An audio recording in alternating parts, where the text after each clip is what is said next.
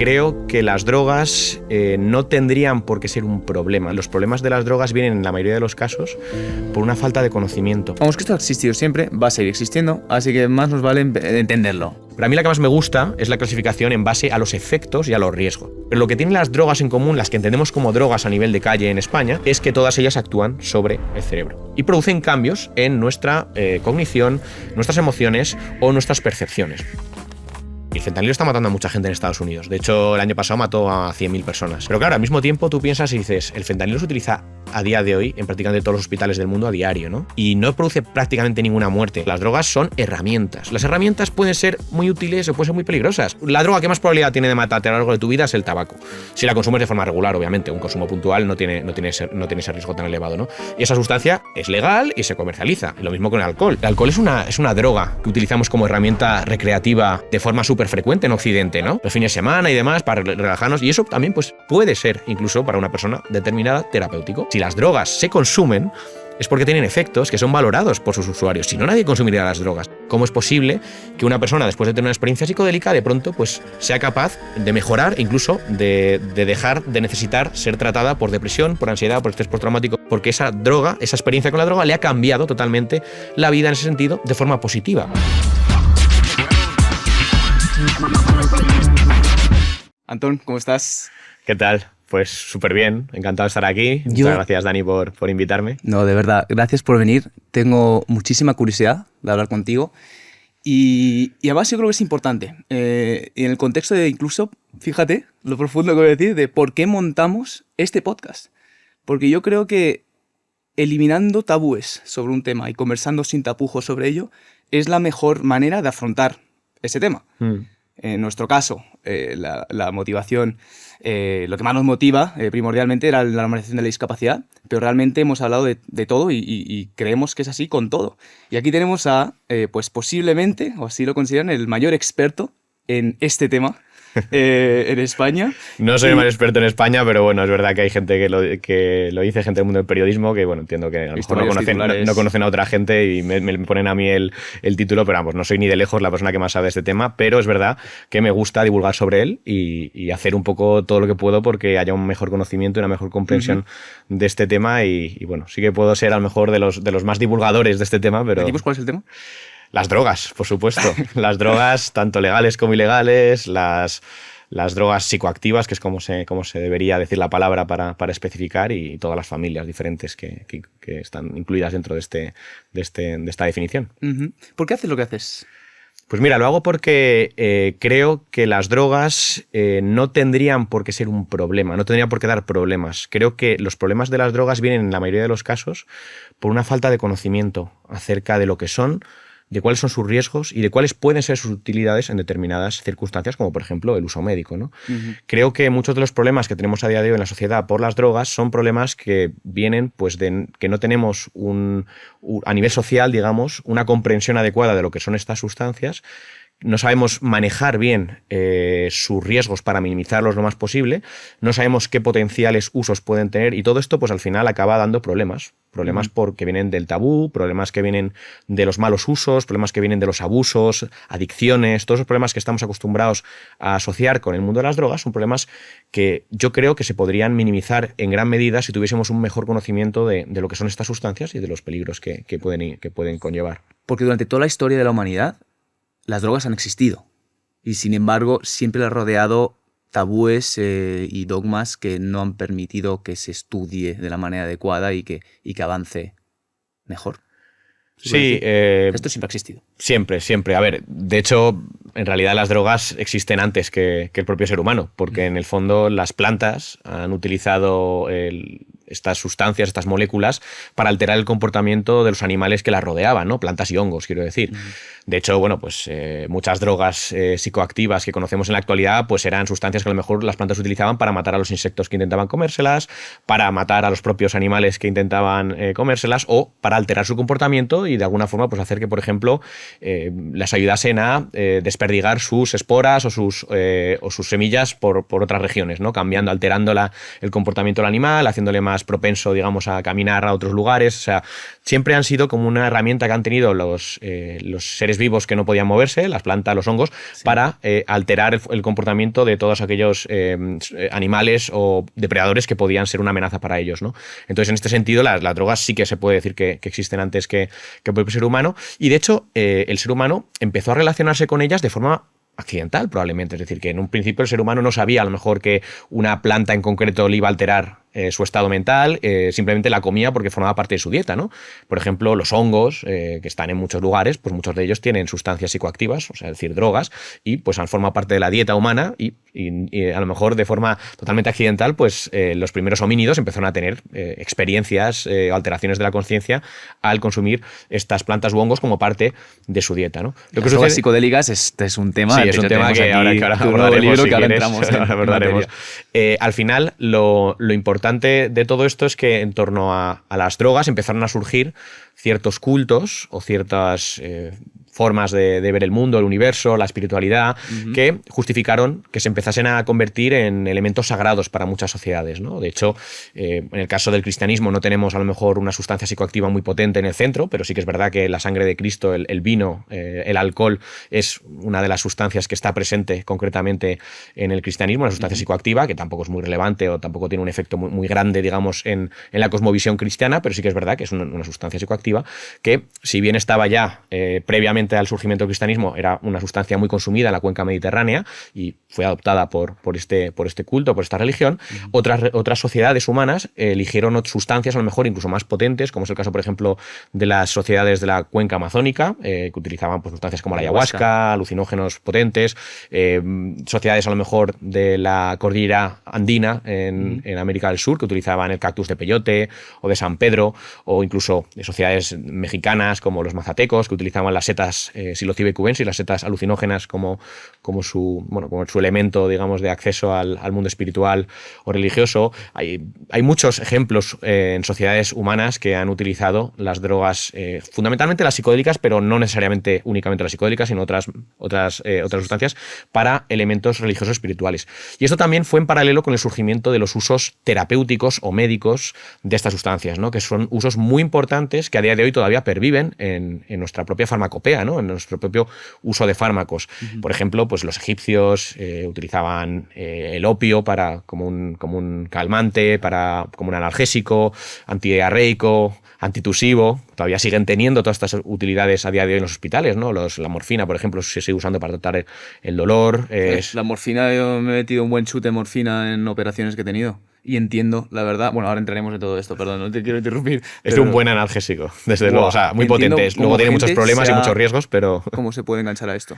Claro, lógico. Es muy adictivo, es muy adictiva y también es muy tóxica. En determinadas dosis puede producir una depresión respiratoria, la persona deja de respirar y puede producirse una asfixia. Sí. Pero en sus dosis adecuadas, en su contexto adecuado, que es un poco lo que sí yo siempre digo cuando hablamos de drogas, ¿no?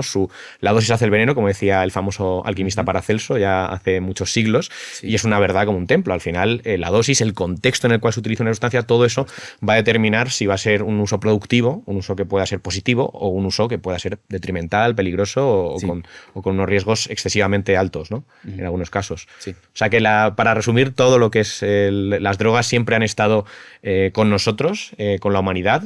Tenemos además un montón de registros y de pruebas históricas del uso de sustancias psicoactivas en diferentes momentos históricos por parte de diferentes sociedades. De hecho, hace no mucho en España se publicó un artículo muy interesante que hablaba de cómo hace 3000 años había personas en las Islas Baleares, por ejemplo, que utilizaban anticolinérgicos, como por ejemplo la escopolamina, para tener experiencias. Perdón, ¿qué es esto? Una sustancia que no se conoce, no se utiliza mucho, digamos, en el mundo recreativo, porque es un delirógeno que se llama, una sustancia que produce delirios o alteración de la realidad muy potente y que puede ser bastante peligrosa, que se conoce en la calle como burundanga y que tiene uso médico, la escopolamina. De hecho, bueno, los astronautas, por ejemplo, de la NASA utilizan escopolamina en pequeñas dosis para evitar el mareo. Es una sustancia que se ha usado mucho como para reducir el mareo en misiones espaciales, ¿no? Es muy eficaz para esa utilidad. Pero bueno, es una sustancia que a día de hoy pues, no tiene un uso recreativo, digamos, pero sí que tiene un uso médico y se utiliza en momentos puntuales. Ahora vamos a ordenar el mundo de las drogas y quiero que vamos a sacar esa rueda de las drogas que he visto en tu perfil en Drogopedia, que creo que está muy bien, y ahora profundizamos. Pero ahora que estamos hablando de la historia de las drogas en la humanidad, me gustaría preguntarte, porque he leído muchas cosas muy heavies. MK Ultra o el uso de drogas para los militares por sí, ejemplo. Así, cuéntame algún caso muy loco. Pues MK Ultra en particular fue un proyecto que se inició en Estados Unidos en los años 50, abarcó además 3 décadas, 50, 60 y 70. Era un proyecto súper secreto de la CIA, en el cual pues estaba buscando el uso militar de diferentes sustancias psicoactivas, ¿no? De diferentes drogas.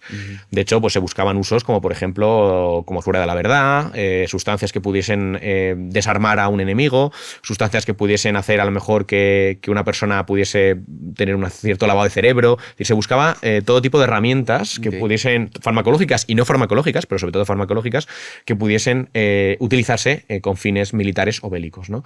Este proyecto es un proyecto que fue una fuente inagotable de teorías y de historias súper difíciles de confirmar a día de hoy, porque mucha de la documentación de este proyecto quedó eliminada. Bueno, de hecho se destruyó, o sea que no es que esté clasificada, es que a lo mejor ya no se puede ni siquiera saber nunca lo que pasó, ¿no?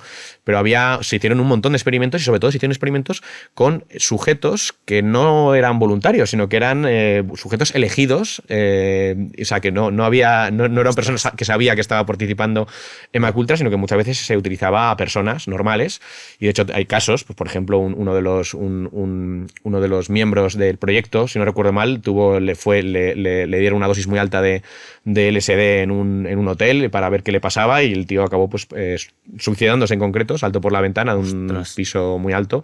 Fue un caso muy sonado porque fue como una de las cosas, uno de los casos como más llamativos de este proyecto. Qué escándalo. Pero luego, por ejemplo, hay un caso en Francia de un pueblo que tuvo una alucinación colectiva un día, y se cree que fue una de las partes del proyecto MK Ultra que decidieron poner LSD o poner algún tipo de alucinógeno en el agua, en el alimento de ese pueblo, para ver qué sucedía cuando se producía una intoxicación masiva con una sustancia psicodélica, ¿no? También se hicieron experimentos de este tipo con tropas a las cuales pues se les administraba, por ejemplo, MDMA, o se les administraba sustancias delirógenas, se les administraba LSD. ¿Y no lo sabían? ¿O eran voluntarios? Algunos lo sabían, depende un poco supongo, del tipo de experimento. Habría experimentos en los que sí que se cogía a voluntarios que lo sabían, o a lo mejor sí que se les obligaba a formar parte, pero sí que sabían que iban a recibir una sustancia, y en otras partes de los experimentos a lo mejor no. Okay. O sea, un poco de todo. Ten en cuenta que fueron 30 años de experimentos, o sea que hay casuísticas de todo tipo, ¿no? Esto en Estados Unidos, ¿eh? Esto fue en Estados Unidos, fue un proyecto americano, y la verdad es que salieron muchas cosas a la luz, digamos, pero no parece que encontrasen a lo mejor lo que buscaban, ¿no?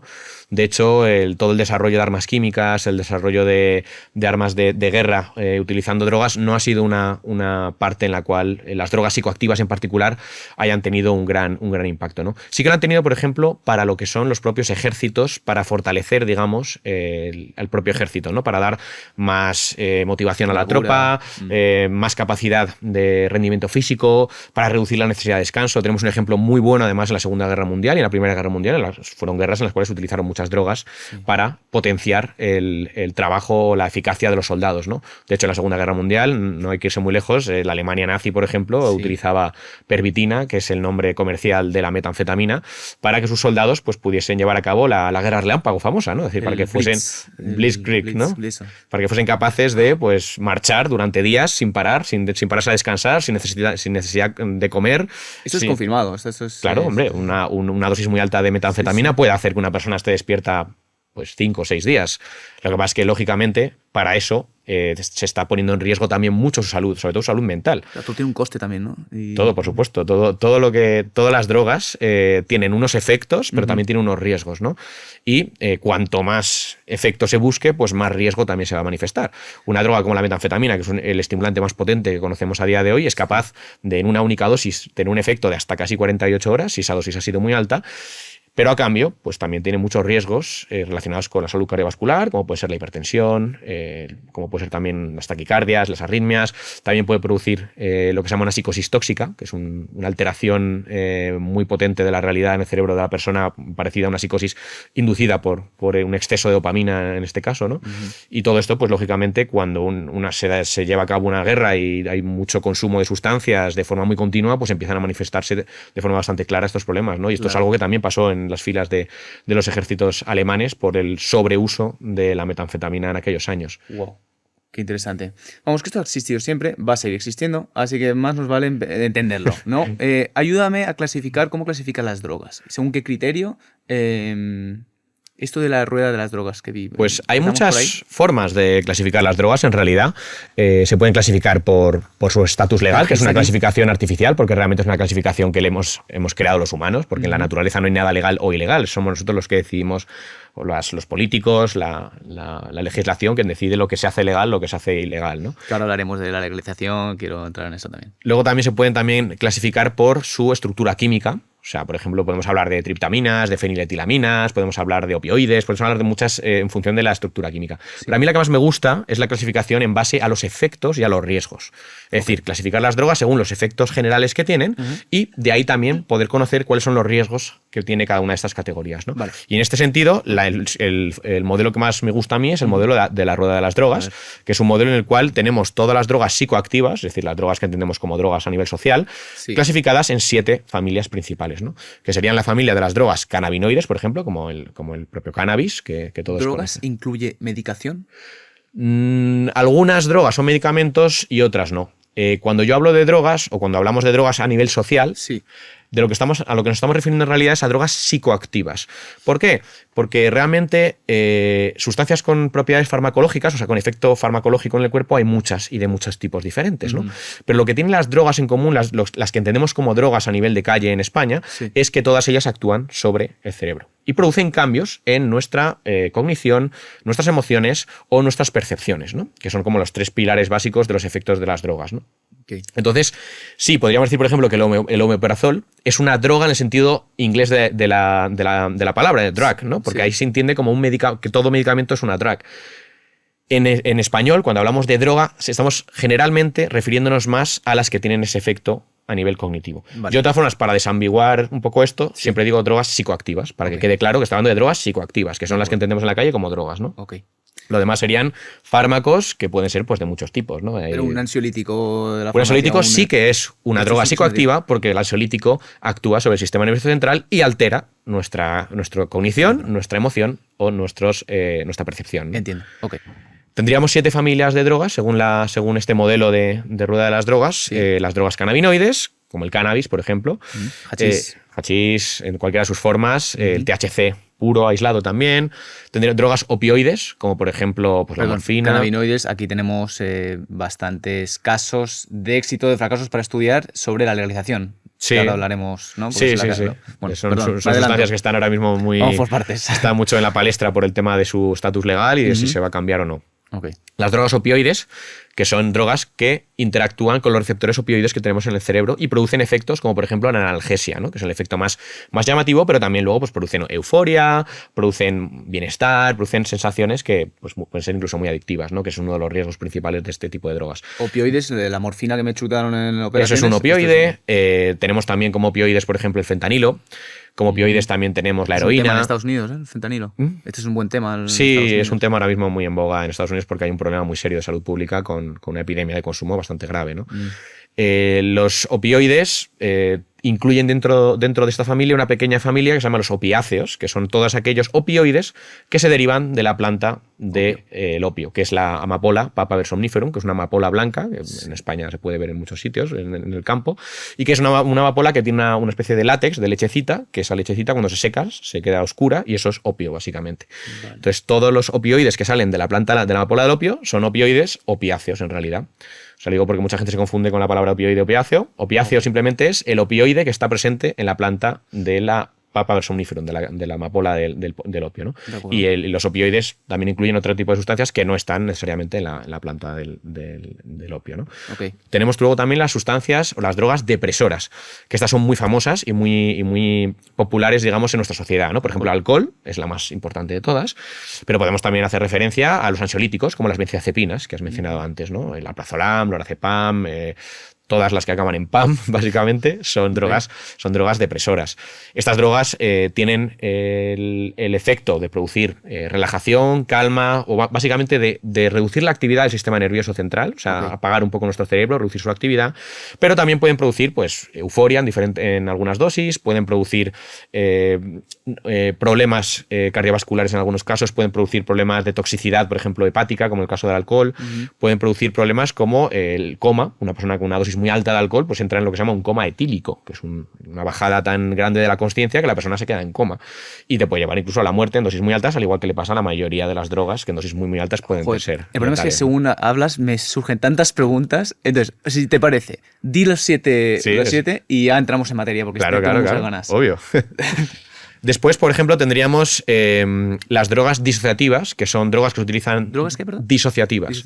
Son drogas que producen un efecto que se conoce como disociación, que es una sensación subjetiva como de separación del cuerpo y la mente, ¿no? Como si te alejases de tu cuerpo, básicamente. ¿no? ¿Un ayahuasca? No, en este caso no. En este caso hablamos fundamentalmente de drogas que se utilizan mucho en medicina, sobre todo en el ámbito de la cirugía. Por ejemplo, la ketamina. La ketamina es una droga disociativa, pero tenemos otras también bastante populares que son disociativas, como por ejemplo el óxido nitroso, también conocido como gas de la risa, que se sigue utilizando también en medicina. Es una sustancia que es útil en cirugía, los dentistas a veces la utilizan, se usa también en algunos partos, es decir, que es una sustancia que tiene ese efecto que es muy adecuado para la analgesia en cirugía, o sea, para que la persona pues, no sienta el dolor, básicamente. Entonces, se siguen usando a día de hoy, pues hay mucha gente que cuando la operan, pues te ponen ketamina, además de poner también unos opioides, otro tipo de analgésicos, también te pueden poner este óxido nitroso para intervenciones quirúrgicas o pequeños procedimientos, o por ejemplo el cloretilo, el famoso cloretilo, que es un spray que se utiliza mucho en el deporte porque es una crioanestesia que enfría la piel. ¿Lo de Sinner? No, creo que no. No. Esto es un analgésico que se utiliza sobre todo para, bueno, en fútbol se ve muchas veces cuando están echando un spray que sale mucho humo ahí en el tobillo a un futbolista, algo, eso suele ser cloretilo, que lo que hace es enfriar mucho la piel y bajar el dolor por un enfriamiento, ¿no? Esa sustancia también tiene un efecto disociativo. De hecho, hay mucha gente que la consume de forma recreativa, fuera del uso médico y la utiliza para eso, ¿no? El cloruretilo.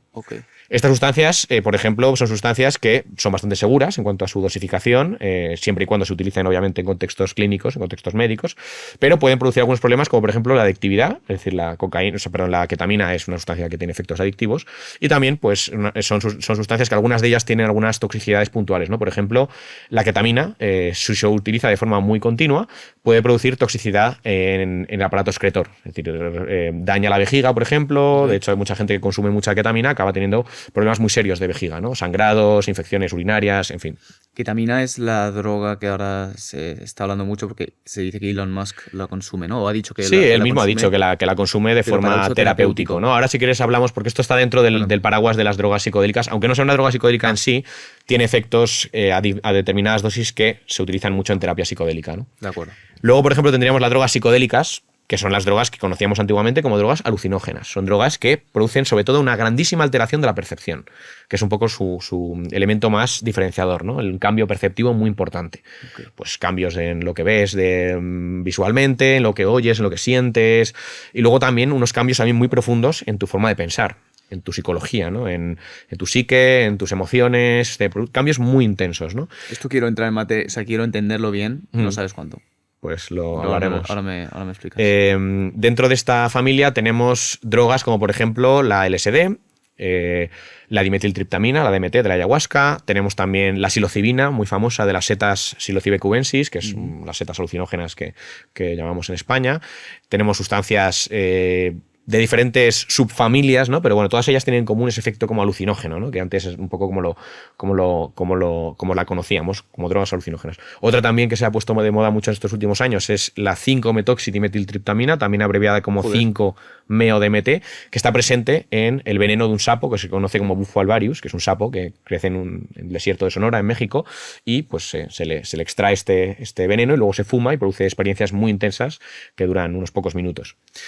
Tenemos luego las drogas, por ejemplo, empatógenas, que son drogas fundamentalmente que producen efectos proempáticos, ¿no? Producen un efecto que hace que la gente se sienta como muy cercana a los que le rodean, sensaciones como de bienestar, de conexión. También se las conoce como drogas entactógenas, porque facilitan la conexión con uno mismo, con una conexión interna con uno mismo. De hecho, las conocen como drogas empatógenas entactógenas y se utilizan ahora mismo mucho en terapia, por ejemplo, para el tratamiento del estrés postraumático. Porque tienen la capacidad de facilitar mucho la terapia con estrés postraumático.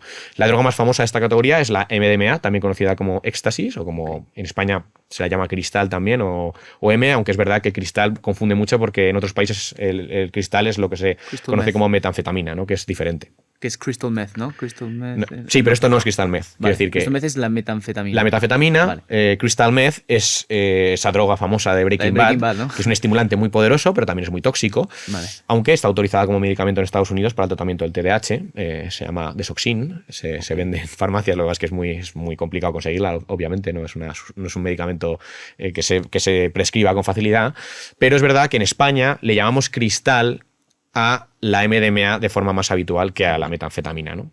Aquí en España hay bastante poco metanfetamina, aunque es verdad que es una sustancia que en ciertos contextos, como por ejemplo los de chemsex, o sea, el uso sexualizado de drogas, sí que se utiliza la metanfetamina, pero la mayoría de la gente en España cuando habla de cristal se está refiriendo a la MDMA, ¿no? Que es lo mismo que éxtasis, las pastillas, esta de discoteca de colores con diferentes logos, puede estar tanto en su forma de cristal, que es porque la llaman cristal, como en su forma de pastillas, como las que conocemos mucho de los reportajes o las discotecas y todo, que son como con diferentes logos, diferentes colores y tal y cual.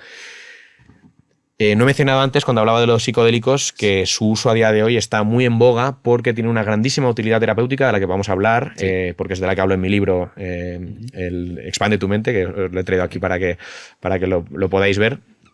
Y es el uso terapéutico en contextos controlados, con supervisión de un terapeuta, de estas experiencias psicodélicas para trabajar fundamentalmente en depresión, ansiedad, estrés postraumático y adicciones. En esas 4 indicaciones, las drogas psicodélicas están demostrando ser súper eficaces, ¿no? Muy por encima de los tratamientos convencionales que tenemos a día de hoy, como los ansiolíticos o los antidepresivos, ¿no?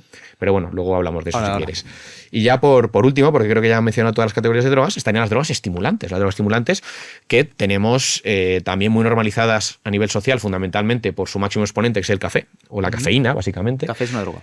Claro, el café contiene una droga que es la cafeína, contiene una molécula que es la cafeína. La cafeína es un antagonista de los receptores de adenosina del cerebro, que lo que hace básicamente es bloquear la acción de la adenosina, que al final es un mensajero que nos va diciendo lo cansados que estamos a lo largo del día, ¿no? Si bloqueamos su acción, pues estamos como si nos acabásemos de despertar de la cama, ¿no? Nos genera una sensación de energía y de estar descansados, básicamente. Pero así, muchas otras drogas de esta familia de los estimulantes tienen esos efectos de generar energía, generar sensación de confianza, de concentración también. Y en el lado negativo, pues elevan la tensión arterial, elevan la frecuencia cardíaca, elevan la temperatura corporal, ¿no? Al igual que le pasaba, por ejemplo, a los empatógenos, que no lo he mencionado antes, que tienen riesgos por elevar la temperatura corporal muchas veces y por acelerar también el corazón. Y drogas estimulantes, pues hay otras muchas, como por ejemplo la cocaína, la metanfetamina, la anfetamina, hay muchísimos nombres raros luego ahí, metilfenidato, el modafinilo, hay un montón de sustancias que son de esta familia de las drogas estimulantes y ya de hecho han sido drogas muy valoradas toda la historia porque se han utilizado mucho para el trabajo. O sea, desde mascar hojas de coca en la cordillera andina para poder trabajar en la altitud sin sentir el mal de altura, hasta el uso a día de hoy en las oficinas de cafeína en forma de café o en forma de té, hasta los estudiantes tomando Red Bulls, en el mundo deportivo también con bebidas energéticas basadas en cafeína. Son drogas muy valoradas en nuestra sociedad y muy presentes, ¿no? Lo que pasa es que es verdad que la cafeína pues, está en el lado legal porque no ha sido una droga ilegalizada, no da muchos problemas de salud y eso pues facilita obviamente que esté en estatus de legalidad, pero hay otros muchos estimulantes que pues, se considera que son o de uso médico, como por ejemplo las anfetaminas para el tratamiento del déficit de atención con hiperactividad, o el metilfenidato también, que se utiliza para lo mismo, o sustancias que se ha decidido, digamos, ilegalizar porque se entiende que su uso pues, tiene más riesgos a lo mejor que beneficios. Y ahí, por ejemplo, podríamos encontrarnos, por ejemplo, la ketamina, la cocaína, que sigue teniendo algún uso pequeñito en el mundo de la medicina, pero es verdad que básicamente ya está prácticamente ilegalizada, es decir, no tiene prácticamente ningún uso autorizado a día de hoy, salvo algunos usos puntuales en algunos procedimientos concretos, pero por lo demás son drogas que ya digamos que se han descartado del mundo médico, ¿no? Pero sí que tuvieron un uso médico muy extendido. ¿Me dejas esto? Entonces, esos son los 7. Las 7 familias de drogas psicoactivas según sus efectos y sus riesgos, ¿no? Y pues empecemos a eliminar tabúes. ¿Cuál es la droga? A ver, he leído que las drogas que más muertes causan en el mundo son el alcohol y el tabaco. Y el tabaco. De hecho, el tabaco es la que más muertes causa en el mundo. 6,6 millones, ¿no? 6,6 exactamente millones. el alcohol. Justo, exactamente. Esto, a ver, tampoco quiere decir que es la más peligrosa, porque entiendo, o sea, ¿cuál es la estadística que nos interesa? Porque es muertes versus a ver, es grado complicado. De consumo. Es muy complicado porque una cosa son los daños en términos absolutos, es decir, ¿cuál es la droga que más mata en el mundo, ¿no? Y lo piensas y dices, vale, ok, pues el tabaco, ¿no? Claro. Pero ¿qué pasa? Que obviamente el tabaco también es de las que más se consumen. Claro. Entonces no estamos hablando de que sea la más peligrosa necesariamente, pero desde luego sí que la más mortal en términos absolutos, ¿no? Lo complicado es cuando nos metemos a evaluar la peligrosidad de las drogas en términos relativos. ¿Por qué es complicado? Porque no es tan fácil, dado que hay muchas variables que rodean al consumo. Por ejemplo, el fentanilo a día de hoy. El fentanilo está matando a mucha gente en Estados Unidos. De hecho, el año pasado mató a 100.000 personas en Estados Unidos, que es una barbaridad. 100.000 personas por una droga es un número altísimo de muertes, ¿no? Pero claro, al mismo tiempo tú piensas y dices, el fentanilo se utiliza a día de hoy en prácticamente todos los hospitales del mundo a diario, ¿no? Y no produce prácticamente ninguna muerte en los hospitales. ¿Es muy peligroso el fentanilo o no es muy peligroso el fentanilo? Pues es que depende del contexto de uso. O sea, un médico utilizando unas cantidades medidas de fentanilo en un paciente que lo necesita para una determinada dolencia puede conseguir una eficacia muy alta en efecto analgésico, es decir, reducir el dolor de forma muy eficaz, y probablemente no le va a poner a ese paciente en riesgo de sufrir una sobredosis o una parada cardiorrespiratoria o una depresión respiratoria, ¿no? En cambio, una persona utilizando esa misma sustancia, pero en otro contexto, como es la calle, sin ningún tipo de medición de peso, de control de pureza y demás, se está poniendo en un riesgo muy grande. Entonces, saber el riesgo relativo de una droga es muy complicado porque hay un montón de variables que no podemos estandarizar porque van a ser muy diferentes. O, por ejemplo, el alcohol.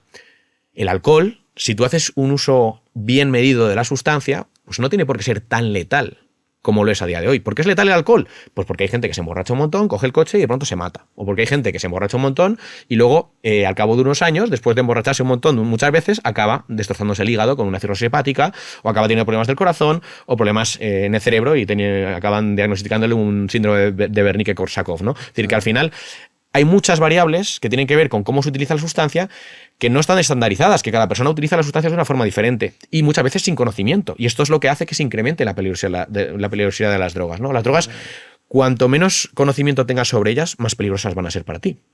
Es decir, al final el conocimiento es una protección frente a ellas, porque te permite primero saber los riesgos a los que te estás exponiendo, te permite ajustar lo más posible tu consumo para reducir esos riesgos, te permite prever qué puede pasar y te permite también tomar medidas para intentar evitarlo, ¿no? O sea, al final, todo esto es salud. Yo siempre digo que la información es salud, ¿no? La información es poder, pero también es salud. Es como mi eslogan siempre en mi canal, ahí en Drogopedia. Claro. Entonces, tu objetivo es explicar a la gente que sepan los riesgos, que sepan, bueno, que tengan toda la información a su alcance. Toda la información de forma equilibrada. Es decir, que no solamente las drogas, no hay tampoco que demonizarlas. O sea, las drogas son herramientas. Las herramientas pueden ser muy útiles o pueden ser muy peligrosas. O sea, un martillo puede ser súper peligroso, me puede hacer un daño horrible en el dedo si no lo sé utilizar. Puedo utilizarlo para matar a alguien incluso, pero si lo sé usar muy bien, me puede ayudar a construir mi casa. Es decir, incluso a nivel recreacional, ¿se puede considerar una herramienta?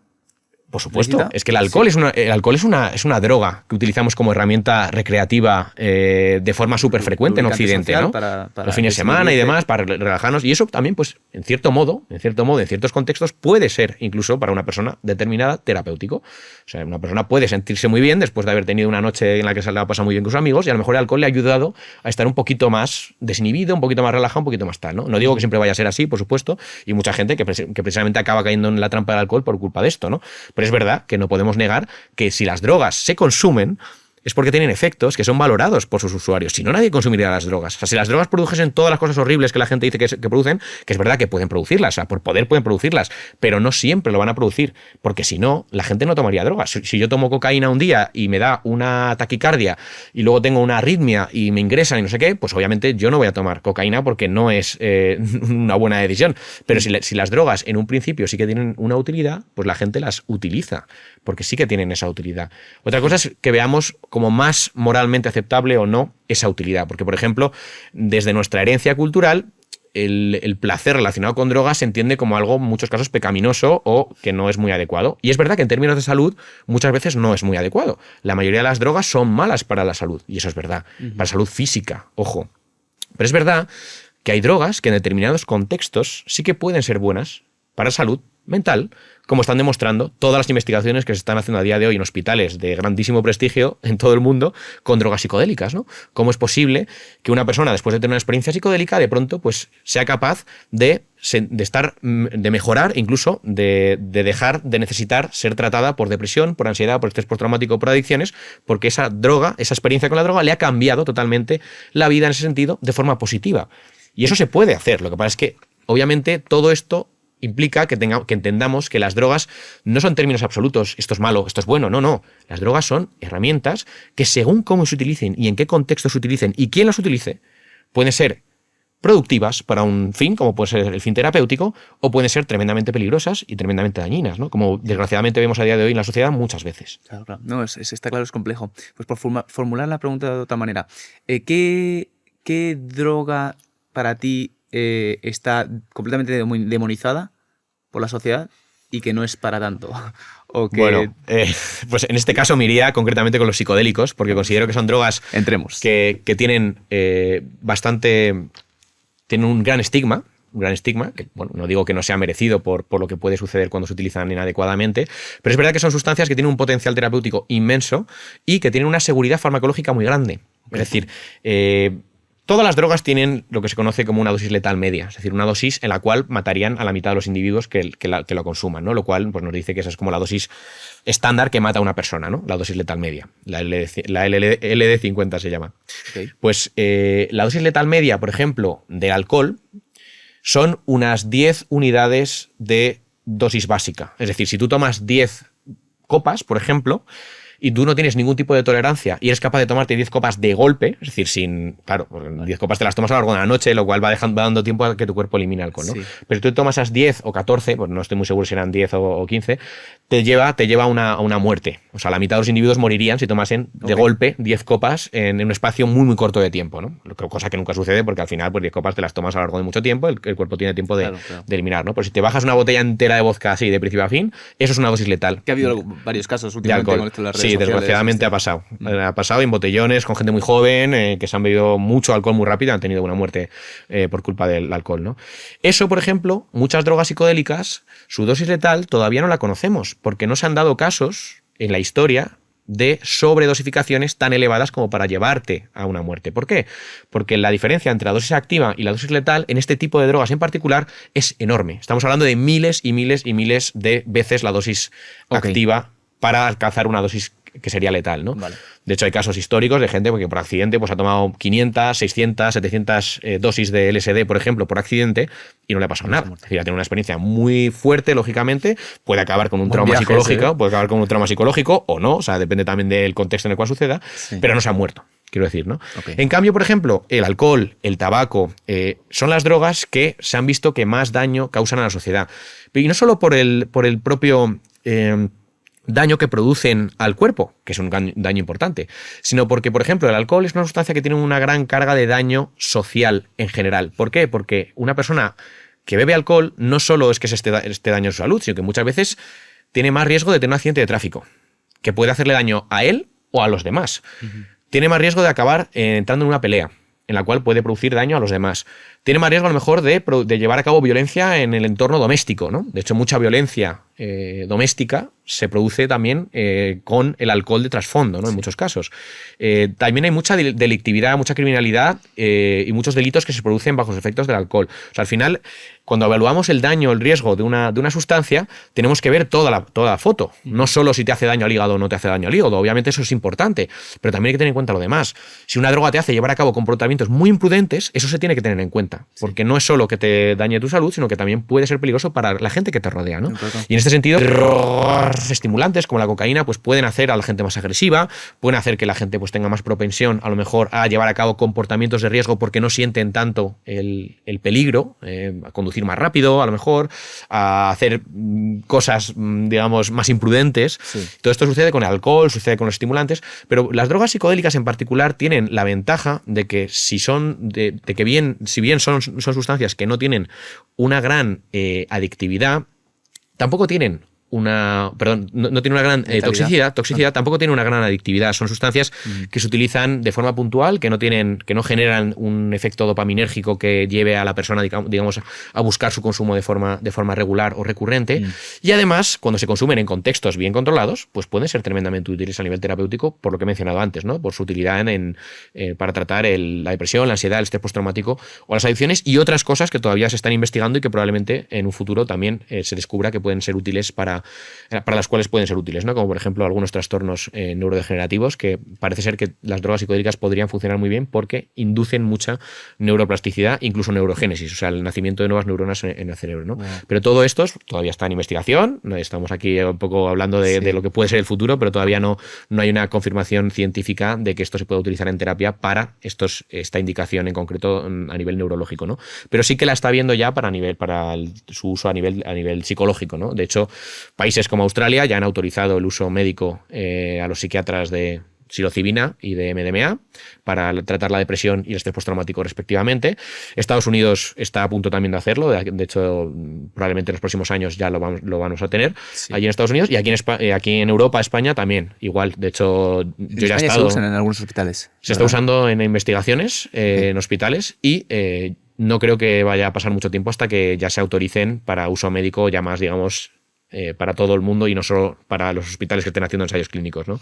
Tanto es así que yo he estado reunido en el último año tanto con la Agencia Europea del Medicamento allí en Ámsterdam, hablando de este mismo tema, porque están muy interesados en ayudar a que esto salga adelante y en ir preparándose para cuando lleguen las terapias psicodélicas, como pues con el Parlamento Europeo, con la Agencia Europea de Drogas, con un montón de instituciones europeas que ya están preparando el terreno para la llegada de las terapias basadas en drogas psicodélicas, ¿no? Que obligan un poco a cambiar cómo funciona el tema de la salud mental, pero que si todo va bien, pues van a permitirnos tener una herramienta más eficaz y más rápida para abordar los trastornos de salud mental y no depender de pastillas como sucede a día de hoy, sino que simplemente con una experiencia psicodélica bien controlada, pues se puede producir un cambio que luego no es necesario seguir administrando nada porque la persona ya se encuentra mejor y es capaz de tener una remisión completa, ¿no? de su trastorno. Okay. Yo te quiero aprovechar que te tengo aquí porque es que curiosamente las drogas psicodélicas las hemos mencionado en este podcast. ¿Sí? En 2 episodios que yo recuerde. Ha sido con Marcos Vázquez de Cine Revolucionario. Un divulgador, vamos, fantástico. En mi opinión, el mejor divulgador del mundo de salud que ha existido. O sea, sí. Realmente bueno. Increíble.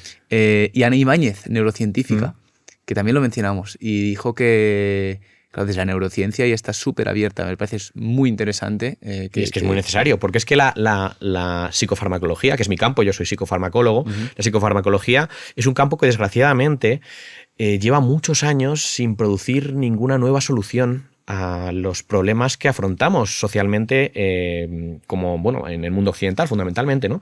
Es decir, tenemos desgraciadamente un uso muy elevado a día de hoy de fármacos como las benzodiazepinas, como los antidepresivos, que son invenciones de hace más de 50 años. Son muy antiguas y sí, a ver, pueden ayudar a calmar el malestar, la ansiedad y demás, pero no solucionan el problema, simplemente lo tapan. Es un parche, ¿no? Entonces, los psicodélicos aquí han venido a revolucionar mucho esto porque los psicodélicos sí que se pueden utilizar de tal forma que puedan ayudar a solucionar el problema de fondo, de base. Es decir, que a acudir a la raíz del problema, ¿no? Sería un poco la analogía un poco de si me duele la espalda, la diferencia entre voy a tomarme un analgésico o me voy a operar para que me arreglen ya de una vez esto que me está pasando y así no tener que tomar más analgésicos. Hasta ahora hemos estado, en salud mental, hemos estado utilizando en el ámbito farmacológico, por supuesto, porque en el ámbito de la psicoterapia siempre se busca, lógicamente, curar o arreglar el problema de base, ¿no? O arreglar el problema mental, pero desde lo que es la parte de la psicofarmacología, solamente se estaban produciendo sustancias que actuaban como analgésicos, entre comillas, ¿no? Del dolor emocional, del malestar,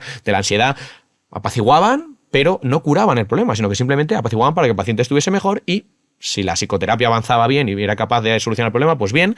Y si no, pues cuando la persona dejaba de tomar el fármaco, volvía otra vez a estar muchas veces tan mal como estaba antes. Claro. En cambio, con los psicodélicos, lo que actúan es como si fuese un catalizador, es decir, como un potenciador de la eficacia de la psicoterapia. Hacen que el paciente tenga más capacidad de introspección, más capacidad de ir hacia las causas profundas de su trastorno, de tener muchos más elementos sobre la mesa con los que trabajar, muchas más ideas, muchas más realizaciones, cosas que pueda incluir en su proceso terapéutico, y hacen que la psicoterapia sea más eficaz porque además aumentan la neuroplasticidad del cerebro, hacen que el cerebro tenga más capacidad para cambiar y para modelarse y cambiar y adaptarse, digamos, a todo el proceso terapéutico que se hace desde la psicoterapia. Entonces, no estamos utilizando un parche con los psicodélicos estamos utilizando un catalizador, un potenciador de los efectos de la psicoterapia, o sea, haciendo que esa psicoterapia que se hace con el terapeuta sea más eficaz y se pueda desarrollar de una forma más potente, más profunda y pueda de alguna forma pues llegar a término antes, ¿no? Que la persona pues ya se sienta mejor y no necesite seguir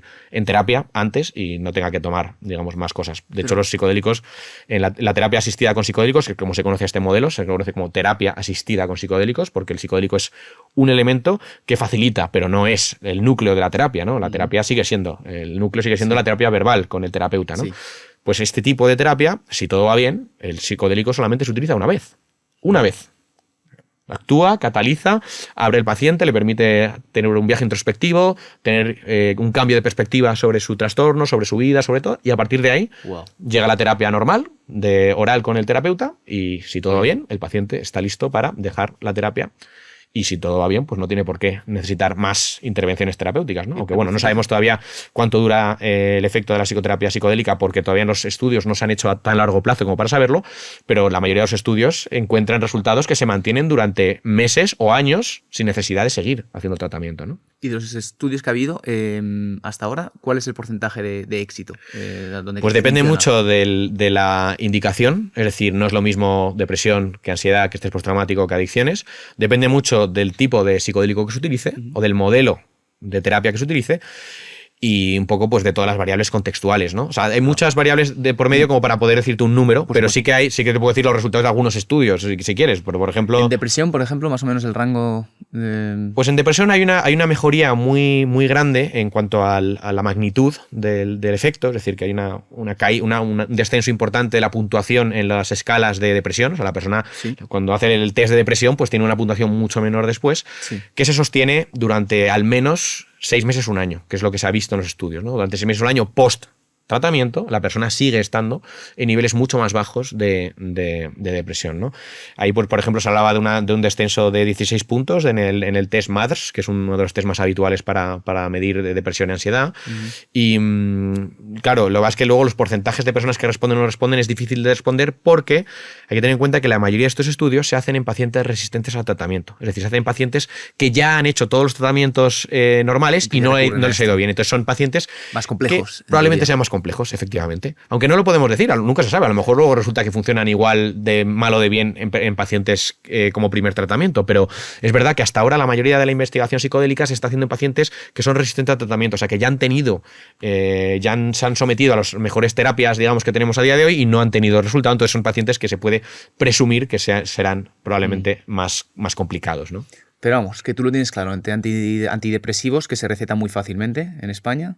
Yo creo que cada cosa tiene su utilidad y su lugar. Lo que pasa es que creo que estamos en el mundo médico, hay se está apoyando demasiado en la prescripción de psicofármacos y está dejando de lado pues la parte de intervención humana, o sea, la parte de la psicoterapia, que pues sí, es una parte muy valiosa y muy importante, y también está dejando de lado el poder pues apoyar herramientas que no simplemente desconecten, digamos, al paciente de sus emociones para hacer que se sienta mejor o más aliviado, sino ir un poco herramientas que vayan un poco a la raíz, ¿no? Que faciliten el trabajo terapéutico, que es lo que hacen los psicodélicos. Los psicodélicos no te hacen sentir mejor, Los psicodélicos no te quitan una ansiedad, no te quitan una depresión porque te hacen sentir mejor químicamente al cambiar a lo mejor la activación de receptores GABAérgicos o de receptores de serotonina. No. Lo que hacen los psicodélicos es, digamos, abrirte, poner sobre la mesa un montón de cosas que hay ahí abajo. De hecho, esto es una cosa que se tiene que hacer con muchísima preparación previa, con muchísimo cribado. No lo puede hacer cualquier persona. Hay gente que se puede tener experiencias muy, muy peligrosas con psicodélicos y esa gente hay que descartarla, que no acceda a este tipo de tratamientos, ¿no? De tratamientos asistidos, explícame desde el principio, ¿cómo vas? ¿Vas a un sitio? ¿Tienes a alguien que te acompaña? La psicoterapia asistida con psicodélicos es un modelo que en general pues, tiene unas cuatro partes. La primera parte es una parte en la cual se hace una evaluación del trastorno de la persona, es decir, qué es lo que te pasa, depresión, ansiedad, por qué es esa depresión, por qué es esa ansiedad, sabemos de dónde viene, tal.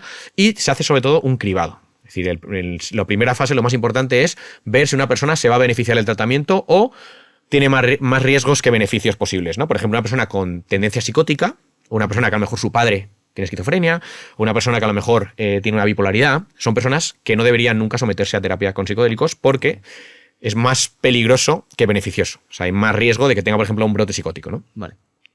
Entonces esa gente hay que descartarla. Y por eso es por lo que esa primera fase se hace una evaluación y se hace un cribado. O sea, se deja fuera a la gente que tiene más riesgo que beneficio, ¿no? Luego hay una segunda fase en la cual se hace una preparación. La preparación consiste primero en establecer una relación de confianza entre el terapeuta y el paciente. Es decir, que el terapeuta que te va a acompañar durante el día de la experiencia psicodélica, tú tienes que tener confianza en él, tienes que sentirte a gusto con él, cómodo con él, tiene que haber ahí una buena, bueno, con él o con ella, perdón, tiene que haber ahí una buena confianza, un buen vínculo terapéutico, una buena alianza terapéutica y también pues se empieza un poco a preparar al paciente para lo que va a ser la experiencia, es decir, qué puede vivir, qué puede pasar, cómo debe actuar, ¿no? Es decir, cómo tiene que enfrentarse a las cosas que van a ir emergiendo durante la experiencia psicodélica. También se le enseña técnicas, por ejemplo, de respiración para saber controlar la ansiedad en el caso de que haya algún momento en el cual se manifieste ansiedad. Se busca crear también lo que se llama una intención. Es muy importante tener una intención el día de la experiencia psicodélica, que haya como una especie como de plataforma de lanzamiento que esté orientada en una dirección para que el paciente pues vaya en esa dirección. Okay. Por ejemplo, en un festival de música, cuando tú tomas un psicodélico, a veces pasa, pero lo más normal es que la persona pues esté en el contexto de la fiesta, pasándoselo bien, pero no se va a poner a revisar sus traumas, efectivamente. En cambio, con una intención bien orientada y un buen contexto, se puede hacer que el paciente pues vaya de forma más fácil hacia ese tipo de material que tiene que trabajar, ¿no? Okay. Entonces, esa es un poco la fase de preparación. Y luego llega ya en la tercera fase, que es la administración del psicodélico, ¿no? Que es un día en el cual, pues, por la mañana generalmente, pues el paciente toma una dosis de psicodélico en una clínica, normalmente en un hospital o en donde se esté llevando a cabo el estudio o el tratamiento, siempre en presencia del terapeuta o de un médico, o sea, depende también del tipo de abordaje que se vaya a hacer durante la sesión. Hay estudios que han usado 2 terapeutas, un terapeuta, 2 enfermeros, un médico, o sea, hay diferentes tipos de formas de abordarlo. Pero lo importante es que esa persona que está ahí sea una persona que genere confianza en el paciente para que se sienta cómodo y a gusto durante la sesión y pueda verificar que todo está bien y pueda hacer un seguimiento de salud de que ese paciente, pues bueno, pues por ejemplo no tiene, yo que sé, de pronto una taquicardia, aunque es poco probable, porque realmente los psicodélicos afortunadamente tienen muy poco efecto a nivel fisiológico en el cuerpo. O sea, actúan de forma muy potente en la mente, pero apenas tocan lo que es los sistemas del cuerpo. O sea, no producen alteraciones significativas generalmente en la tensión arterial, en el ritmo cardíaco, en la frecuencia respiratoria, en todos los marcadores que sí que otras drogas alteran mucho, ¿no? En este caso es una maravilla, macho. Suena a maravilla, pero tenemos que tener en cuenta que nada es gratis en este mundo. Es decir, que en el sentido, los psicodélicos también tienen riesgos, y eso es algo importante. Yo aquí estoy hablando siempre del contexto de uso terapéutico controlado, que es ahí cuando realmente tenemos la máxima seguridad y tenemos las mayores probabilidades de tener un beneficio, digamos, terapéutico. Pero fuera de esos contextos, sin un adecuado control, preparación y cribado, se pueden dar situaciones de mucho peligro. De hecho, bueno, los psicodélicos, por ejemplo, lo más habitual en el plano negativo que puede pasar con ellos es que se tenga una mala experiencia, una experiencia difícil, una experiencia compleja, que si no se aborda adecuadamente, pues puede generar incluso un trauma psicológico a la persona. O sea, la persona puede tener un trauma a raíz de haber tenido una experiencia muy negativa que luego no haya sido abordada adecuadamente en una fase de integración que es la cuarta fase a la que no he llegado, que ahora retomaré con eso. Sí. También puede, por ejemplo, producir en personas con predisposición previa, digamos, a psicosis o a trastornos psicóticos como la bipolaridad o la esquizofrenia, puede producir un brote de psicótico, una manifestación de ese trastorno. Okay. Afortunadamente no producen, digamos, en personas sanas, que sepamos que no tienen, digamos, esa propensión, no producen ese tipo de manifestación, pero siempre existe la duda de si una persona tiene a lo mejor algún tipo de rasgo ahí que está oculto y que todavía no se ha manifestado, ¿no? Porque, bueno, depende mucho de características familiares, de características de infancia, de muchas cosas que pueden hacer que una persona... Complejos, o sea que... Es muy complejo de... Y luego, por supuesto, siempre está la posibilidad de que se produzcan accidentes bajo su utilización. O sea, que una persona, pues, por ejemplo, esté conduciendo y tenga un accidente de tráfico, que una persona, por ejemplo, esté en un lugar alto y se caiga. Vale. De estas cosas también han pasado. Por eso es tan importante... La información, y pues está importante, en la información incluyo dentro de la información el saber dónde hacer estas cosas. Y estas cosas tienen que hacerse en un contexto controlado. Claro. Controlado, supervisado, con una buena preparación. Cuando estás rodeado de gente tienes que estar en plena facultad de tus... Claro, porque es que ahí es cuando se producen más los accidentes y los problemas. Yo, por ejemplo, trabajo con un servicio que se llama Cosmic Care, que está presente en algunos festivales de música, concretamente en el Boom Festival en Portugal, que es de los festivales de psytrance más grandes de Europa. Y en ese festival ofrecemos un servicio de gestión de malos viajes para aquellos participantes del festival que estén teniendo una experiencia difícil y que son un peligro para ellos mismos o para los demás. Entonces, antiguamente el festival les echaba fuera del festival, los seguratas los echaban. ¿Qué pasa? Que esa gente pues aparecía de pronto en la vía del tren, andando por el bus, a decir que era peligroso, muy peligroso hacer eso. Entonces, ahora lo que hay es un servicio que se encarga de a esa gente que está pues desorientada, pasándolo mal muchas veces, o incluso agresiva o agitada, porque no está desorientada y no sabe dónde está y entonces piensa que le quieren hacer daño.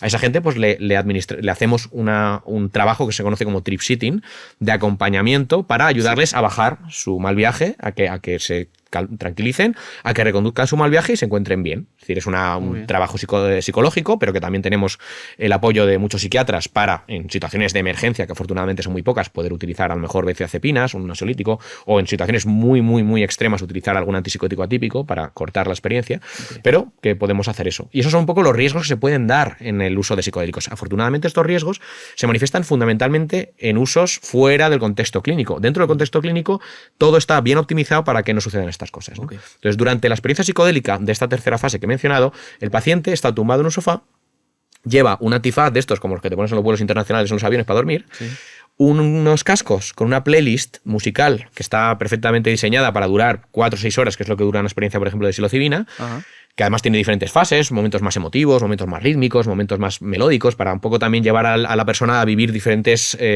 o hacer emerger diferentes contenidos de su mente. Y el terapeuta en ese tiempo está ahí sin interactuar necesariamente con el paciente, solamente si es necesario porque el paciente pues, se sienta mal, le requiere ayuda porque esté pasándolo mal, esté teniendo una manifestación de ansiedad, de miedo, lo que sea. Ahí puede el terapeuta pues, apoyarle, darle indicaciones para que respire, para que se relaje, ponerle la mano a lo mejor en el hombro para que se sienta un poco acompañado. En fin, hay una serie de indicaciones que está todo protocolizado y todo muy bien estructurado y pactado de antemano, lógicamente, porque es muy importante que el paciente pues, consienta que le van a poner la mano, que no se va a asustar, tal. Todo tiene que estar bien preparado. Y ya después de ese viaje psicodélico, que suele durar eso entre 4 y 6 horas, el paciente pues, se retira a descansar y al día siguiente o a los pocos días se empieza ya con la cuarta y última fase. Perdón, durante este viaje la persona puede hablar, o sea, es consciente. Sí. Lo que pasa es que se le indica o se le pide que intente centrarse en su interior, o sea, que intente tener una experiencia introspectiva, ¿no? Vale. Porque si tú estás como viendo los colores del techo y qué bonito es todo, pues no estás trabajando en lo que hay que trabajar en ese momento y estás más bien distraído, ¿no? Por eso se intenta invitar al paciente a que vaya hacia adentro con la música como un elemento guía de toda la experiencia y tapándole los ojos para que no se distraiga con lo que puede ver en las formas y tal. Porque él va a tener visiones, aún así, porque con los ojos cerrados con psicodélicos tienes visiones, tanto calidoscópicas como no calidoscópicas, o sea, ves cosas, ves geometría, ves diferentes cosas, pero no es tan distractor cuando estás con los ojos cerrados y estás como centrado más en el elemento introspectivo que si estás como mirando a las plantas que hay en la habitación o al terapeuta o tal, que eso sí que te puede distraer mucho, ¿no? Entonces, durante la terapia lo que se busca fundamentalmente es que el paciente esté teniendo una experiencia introspectiva porque al día siguiente, a los pocos días, que empieza la cuarta y última fase, empieza la integración. La integración es la parte donde se hace la psicoterapia convencional, la psicoterapia verbal, digamos, donde el terapeuta y el paciente hablan de lo que ha vivido el paciente y lo van sacando y desgranando todo y van dándole una utilidad, van buscándole una aplicabilidad en la vida del paciente y sobre todo en la mejoría clínica del paciente. O sea, al final, los psicodélicos, como te he dicho antes, lo que hacen sobre todo es catalizar, es decir, acelerar, potenciar, como el surgimiento de ideas, el surgimiento de sensaciones, de cosas que pueden ayudar luego al paciente a tener más facilidad a la hora de identificar y de recolocar las cosas en su vida en la dirección que le permita pues, mejorar clínicamente y dejar de tener pues, depresión, ansiedad o lo que sea que tenga, ¿no? O sea que al final esas 4 fases son muy importantes. La más importante en términos terapéuticos es la última, precisamente, que es la fase de la integración, la fase donde se hace la psicoterapia verbal. Y pues el psicodélico actúa pues, como una especie de sustancia que lo que hace es facilitar que el paciente vaya a responder mejor a la psicoterapia, porque va a tener muchas más, va a haber vivido... va a haber tenido ideas, va a haber visto cosas, va a haber puesto sobre la mesa muchas cosas que a lo mejor no era consciente previamente, cosas a lo mejor sobre su vida, sobre sí mismo, que no se había dado cuenta y que te das cuenta durante esa experiencia psicodélica, y todo eso va a facilitar que luego con el terapeuta se pueda abordar mejor una psicoterapia de calidad. Además, añadiéndole a todo esto que durante el efecto del psicodélico y durante los días previos se abre lo que se conoce como una ventana de neuroplasticidad en el cerebro, es decir, que el cerebro tiene más facilidad para cambiar sus redes neuronales durante el efecto de los psicodélicos y los días posteriores que de lo que suele tener de normal. Y esto hace que los cambios que se tienen que producir en la mente del paciente para que mejore se pueden producir de una forma mucho más rápida y duradera que en una terapia convencional, que a lo mejor hace falta pues, meses o incluso años para alcanzar el mismo nivel de progreso, ¿no? En la terapia. Cuando en un estado de neuroplasticidad incrementado, ese mismo nivel de progreso se puede alcanzar en unas pocas tardes. Joder, Antón, esto es potencialmente transformador y revolucionador. Es que es muy revolucionario. En la salud de... Pues eso lo he puesto en el subtítulo de mi libro, ¿no? Pongo la revolución de los psicodélicos en salud mental, porque al final es que es una revolución en salud mental. O sea, es un cambio de paradigma enorme. O sea, pasamos de usar los fármacos como simples analgésicos que nos ayudan un poco a calmar el dolor o el malestar del paciente y confiamos en que la psicoterapia pues, pueda realmente solucionar el problema mientras, pero en muchos casos, desgraciadamente, ni siquiera se da psicoterapia porque es más barato y más fácil dar directamente un antidepresivo, a un nuevo modelo en el cual utilizamos fármacos que realmente potencian y nos permiten acceder mucho mejor a la psique del paciente y facilitar pues, realmente esos cambios de fondo que son los que luego permiten que el paciente no necesite seguir en tratamiento, sino que ya pueda irse a su casa habiendo terminado de abordar su trastorno, ¿no? Claro, corregir desde la raíz. Sí, eso yo me quedé bastante... He leído mucho sobre todo de los excesos de las farmacéuticas, por ejemplo, la crisis de los opioides, y en general creo que estamos bastante medicados, también es algo que hablamos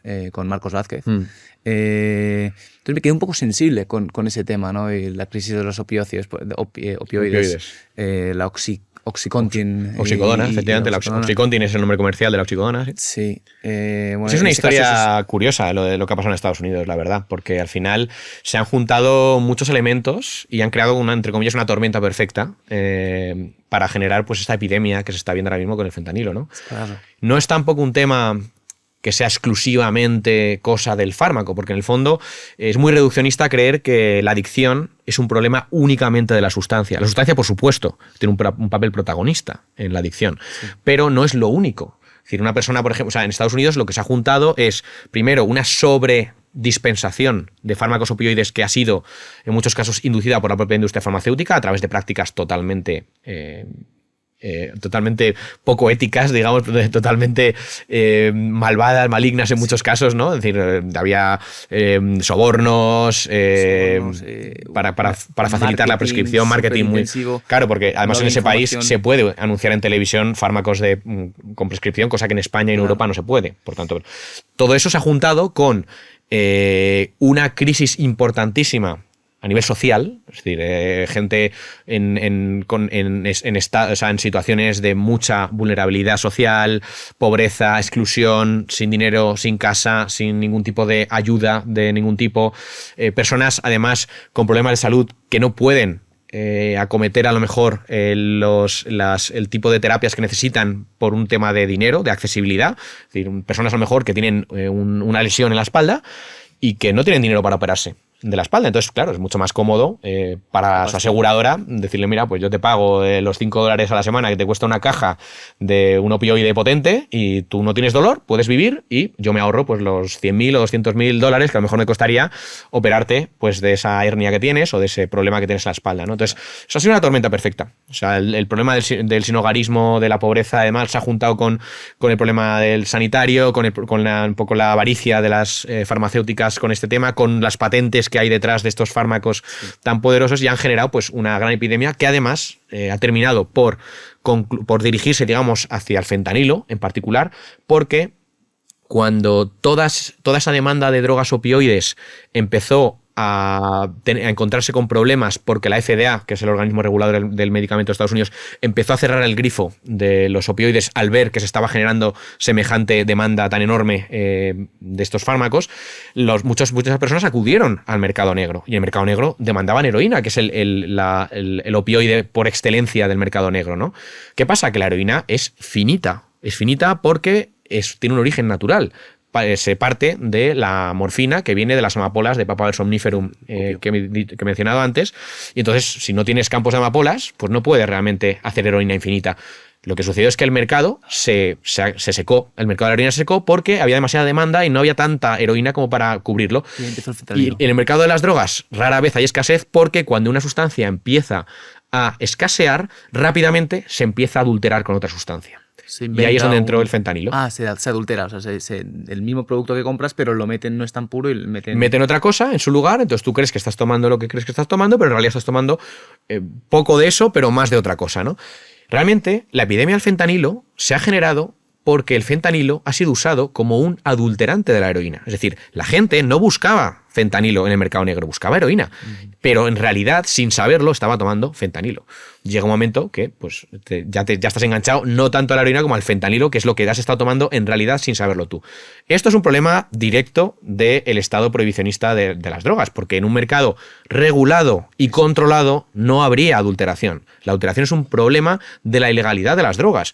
El alcohol, en Estados Unidos, en los años 20, cuando se prohibió, en la famosa ley seca, se produjo un incremento brutal de la adulteración del alcohol. Había gente que se quedaba ciega por la presencia de alcohol metílico en las barricas de alcohol. ¿Por qué? Pues porque se adulteraba o porque no se hacían buenas destilaciones. En el momento que el alcohol se volvió a legalizar, eso desapareció. ¿Se metían drogas? Se metían otros alcoholes que producían emborrachamiento, pero algunos de ellos son muy tóxicos. Por ejemplo, el alcohol metílico tiene una gran toxicidad hacia el nervio óptico, sobre todo. Es decir, que tú te quedas ciego si te emborrachas con alcohol metílico en concreto, ¿no? Es muy tóxico para el cuerpo. De hecho, el tratamiento, curiosamente, por intoxicación de alcohol metílico es alcohol etílico. O sea, si tú tienes una intoxicación de alcohol metílico por haberte bebido por accidente una botella a un laboratorio o haberte bebido una tinta de estas que venden para impresora que muchas veces llevan alcohol metílico, lo que te van a dar de antídoto en el hospital es alcohol etílico. Vale. O sea, whisky en vena o whisky si no puedes, si por lo que sea no te pueden pinchar, ¿no? En realidad, todos estos problemas son problemas derivados de la prohibición de las drogas, porque en un sistema bien regulado y bien controlado, pero en el cual hubiese un acceso disponible para aquellas personas que por lo que sea han querido tener acceso o uso de drogas, no se darían problemas de adulteración. De hecho, una de las cosas que se suelen ver en las drogas cuando se prohíben es que se produce una sobrepotenciación de las mismas. Es decir, el cannabis, por ejemplo, es una droga que desde que ha estado controlada y prohibida ha pasado de ser una planta que crecía incluso en la naturaleza en muchos sitios, a ser una planta modificada genéticamente que produce mucha más cantidad de THC de la que se producía antes. Porque para un dealer, para un traficante, es mucho más rentable. Si va a meter, por ejemplo, el maletero de un coche en un país lleno de una droga, es mucho más rentable si en ese maletero llevas 3 millones de dosis que si llevas solo 200. Por eso es más rentable para ti que las drogas sean más potentes. Y el ejemplo más paradigmático es precisamente el del fentanilo. La heroína es una sustancia que es la más demandada en el mercado negro, sí, en el uso, digamos, de drogas opioides por personas generalmente pues, en situación de calle, en situación de vulnerabilidad. No es una droga recreativa, digamos, una droga más bien de evasión. Se utiliza mucho pues, para cuando una persona pues, tiene problemas importantes y quiere pues, alejarse de a lo mejor esos problemas, no sentirse mal y poder pues, estar como en otra realidad, en otro lugar que no se sienta tan difícil o tan duro como la realidad misma, ¿no? Una droga como más de calle, más de malestar social. Pues la heroína es la más demandada para eso. ¿Y por qué al final acaba triunfando el fentanilo? Pues porque el fentanilo es una droga que es mucho más rentable para los traficantes. ¿Por qué? Porque en 1 gramo de fentanilo hay muchos miles de dosis más que en 1 gramo de heroína. Y eso hace que al final el negocio esté más en el fentanilo que en la heroína. Y eso es culpa del mercado ilegal.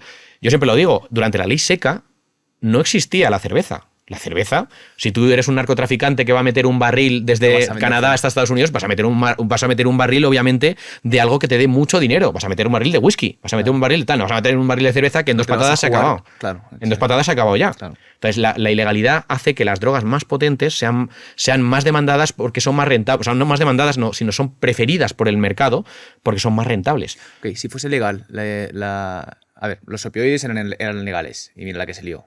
Los opioides han sido, los opioides, todas las drogas han sido prácticamente legales hasta hace 100 años, básicamente. Es cuando empezó a establecerse controles sobre las drogas, ¿no? Primero fue el opio, luego ya fueron entrando más la cocaína y demás, y ya por último los psicodélicos, ¿no? Han sido como diferentes convenios internacionales, la Convención de Sustancias del 61, luego está la del 71, o sea, ha habido como diferentes movimientos de prohibición a nivel internacional de drogas, pero hasta hace 100 años prácticamente casi ninguna droga era ilegal, casi ninguna, estaban todas básicamente accesibles y es verdad que, bueno, pues problemas había, pues de hecho en los había fumaderos de opio, tanto en Asia como sobre todo en la costa oeste de Estados Unidos, por parte mucho de la inmigración asiática que estaba allí. Pero es que el origen de la prohibición de las drogas no es un origen puramente centrado en la salud pública. El origen de la prohibición de las drogas está mucho más centrado en la moralidad del momento. Es decir, en qué veían correcto o no correcto en aquel momento las sociedades. De hecho, hay un pozo muy racista en la prohibición de las drogas. De hecho, las primeras drogas que se controlaron en Estados Unidos eran drogas que consumían fundamentalmente los inmigrantes, no tanto las poblaciones del propio país, ¿no? Había una visión muy sesgada de, bueno, la droga que toma el que ha venido de fuera, pues esa no me gusta porque no es de mi cultura, pero la que tomamos aquí de toda la vida, esa no la vamos a tocar, ¿no? ¿Y cuál tomaban los inmigrantes? Pues mucho, por ejemplo, el opio, los inmigrantes asiáticos, fundamentalmente en la costa oeste de Estados Unidos, también la marihuana, que la fumaban mucho los inmigrantes que procedían tanto del Caribe como de Sudamérica. Luego, por ejemplo, ha habido incluso cambios en la legislación, como la ley del crack y de la cocaína. Sabes que es mucho más ilegal ahora mismo en Estados Unidos el crack que la cocaína. Y son la misma sustancia, realmente. Son cocaína. Cocaína se llama. Simplemente cambia un poco que uno es fumable y el otro no. O sea, una es una base que se puede fumar y la otra se sniffa en polvo o se puede incluso inyectar. Pero técnicamente hablando, la cocaína en polvo puede ser exactamente igual de peligrosa que el crack, ¿no? Si yo me inyecto cocaína en vena, es igual de peligrosa o más peligrosa incluso que si yo fumo crack. Pero tú tienes muchísima más pena de cárcel y es mucho más grave que te pillen con crack que con cocaína. Hay muchas formas de justificar eso, pero la más fácil y lógica es que tiene que ver con quién consumía cada droga. La cocaína en polvo la consume normalmente pues, el hombre blanco, clase media o alta, americana y demás, y el crack lo consume normalmente hombre negro, clase muy desfavorecida en Estados Unidos generalmente. Entonces hay un sesgo, como digamos racista, de decir, oye, pues esta droga la vamos a poner más con una carga mayor o con una carga penal mayor que esta otra, pese a que son la misma droga y pese a que esta droga puede ser igual de peligrosa que la otra según cómo la utilices. Insisto que si yo me inyecto con cocaína puede ser más peligrosa para mí que si una persona fuma crack. Wow. O sea que hay muchos elementos de por medio. Obviamente la salud pública cada vez es un elemento de más peso a la hora de legislar sobre drogas, eso es verdad. En eso hemos cambiado como sociedad, ya no vamos simplemente a ver las drogas que nos parecen mal o a nuestra moralidad le parecen mal, pero sí que es verdad que hay un gran pozo en la prohibición que explica por qué, por ejemplo, drogas como los psicodélicos, que no han producido nunca ninguna muerte en la historia, salvo, bueno, muertes accidentales, que sí que pueden darse con cualquier tipo de droga, pero muy pocas muertes y que no tienen dosis letal, que no tienen apenas potencial adictivo y que obviamente pues sí que pueden producir problemas psicológicos en personas con predisposición, pero que en contextos bien controlados no dan prácticamente problemas. Esas drogas están colocadas en la máxima prohibición, mientras que drogas que son súper letales, como es el caso del tabaco, por ejemplo, que mata 6,6 millones de personas en el mundo al año, es de las drogas más letales, además, no solo a nivel absoluto, sino también a nivel relativo. Es decir, es la droga que más personas mata dividida por el número de gente que la consume. Es decir, que la droga que más probabilidad tiene de matarte a lo largo de tu vida es el tabaco. Si la consumes de forma regular, obviamente. Un consumo puntual no tiene ese riesgo tan elevado, ¿no? Y esa sustancia es legal y se comercializa. Y lo mismo con el alcohol, una sustancia que también bastante peligrosa, no tan letal como el tabaco, pero sí bastante peligrosa y que está... O sea, es decir, que hay un pozo en la prohibición que no es necesariamente centrado en la salud. Yo espero que con el tiempo eso se vaya corrigiendo y ojalá algún día lleguemos a alguna sociedad en la que por lo menos si no alcanzamos un estado en el cual se pueda de alguna forma llegar a un equilibrio en el cual pues exista algún tipo de forma de acceso a las drogas para aquellas personas que demuestren, por ejemplo, tener un conocimiento adecuado y conocer bien las medidas de seguridad y conocer bien los riesgos y asumir, por supuesto, las consecuencias que pueda derivarse de su consumo. Si no llegamos a ese lugar, que por lo menos el sistema de clasificación internacional de drogas en base a su prohibición pues sea un poquito más racional, ¿no? De hecho, fijaos, por ejemplo, esta es una tabla en la cual se puede ver el daño físico que pueden producir diferentes sustancias dividido entre el nivel de dependencia que generan, ¿no? Y tenemos aquí drogas que están bastante normalizadas, como el alcohol, que no están en la parte más baja, ni mucho menos. Está en una parte, digamos, ya más intermedia. Está completamente naturalizado. Claro. Luego hay otras pues que no tienen incluso, que son objetivamente peligrosas, pero que tienen menos daños o menos potencial adictivo que otras drogas que tenemos legalizadas, ¿no? Es que hay muchas. Es un tema muy complejo porque aborda un montón de aristas, no es solo la arista de la salud. Ojalá, si fuese un tema de salud, sería mucho más fácil hacer una clasificación de las drogas más peligrosas o menos peligrosas, ¿no? El tema es que hay otras motivaciones. Hay otras motivaciones, las había por lo menos. Ahora ya no sé si las hay tanto, pero desde luego la moralidad siempre ha estado ahí. Porque la visión de que las drogas, por ejemplo, son algo que no es aceptable. Si yo, por ejemplo, comparo el uso de drogas con otro tipo de actividades que podemos llevar a cabo en la vida y que también son muy peligrosos, por ejemplo, imagínate que a mí me gusta, es que de hecho me gusta, la moto. Yo salgo siempre por los fines de semana con la moto, me gusta tal. La moto, objetivamente, es una afición peligrosa. O sea, yo puedo tener un accidente, yo puedo tener un problema y además no es necesario porque yo podría perfectamente ir en coche y el coche es mucho más seguro que la moto. Pero yo quiero la moto porque me gusta la emoción, me gusta la acción, me gusta tal. Bueno, pues muy bien. ¿Por qué no está mal visto que yo, por ejemplo, utilice la moto y en cambio sí que está mal visto que yo lleve a cabo una conducta que a lo mejor es menos peligrosa objetivamente hablando o en términos numéricos menos peligrosa, pero claro, como implica una sustancia que consideramos socialmente mala o tal, pues ya está muy mal visto, ¿no? Cuando en realidad, pues si tú evalúas la peligrosidad de esa acción y la comparas con la otra, pues a lo mejor es mucho más peligroso la moto. Es decir, a lo mejor se producen más muertes, digamos, relativamente hablando, no en términos absolutos, hablo en términos relativos. Y la peligrosidad que tiene. De hecho, el profesor David Nutt, que es el catedrático de neuropsicofarmacología de la Universidad de Imperial College de Londres, que es súper importante, hizo un análisis hace unos años en el cual comparaba el montar a caballo, el horse riding, con tomar éxtasis, ¿no? Y entonces, bueno, él hacía números. Decía, vamos a ver, ¿cuánta gente monta a caballo cada fin de semana en Inglaterra? ¿Cuántos accidentes se producen? ¿Cuántas consecuencias tienen esos accidentes? Vamos a ver cuánta gente toma éxtasis en Inglaterra cada fin de semana, cuántos accidentes se producen, qué consecuencias tiene. Y la conclusión a la que llegó es que es más peligroso montar a caballo que tomar éxtasis. ¿Qué pasa? Que la visión social no es para nada esa, la visión social es todo lo contrario. Claro.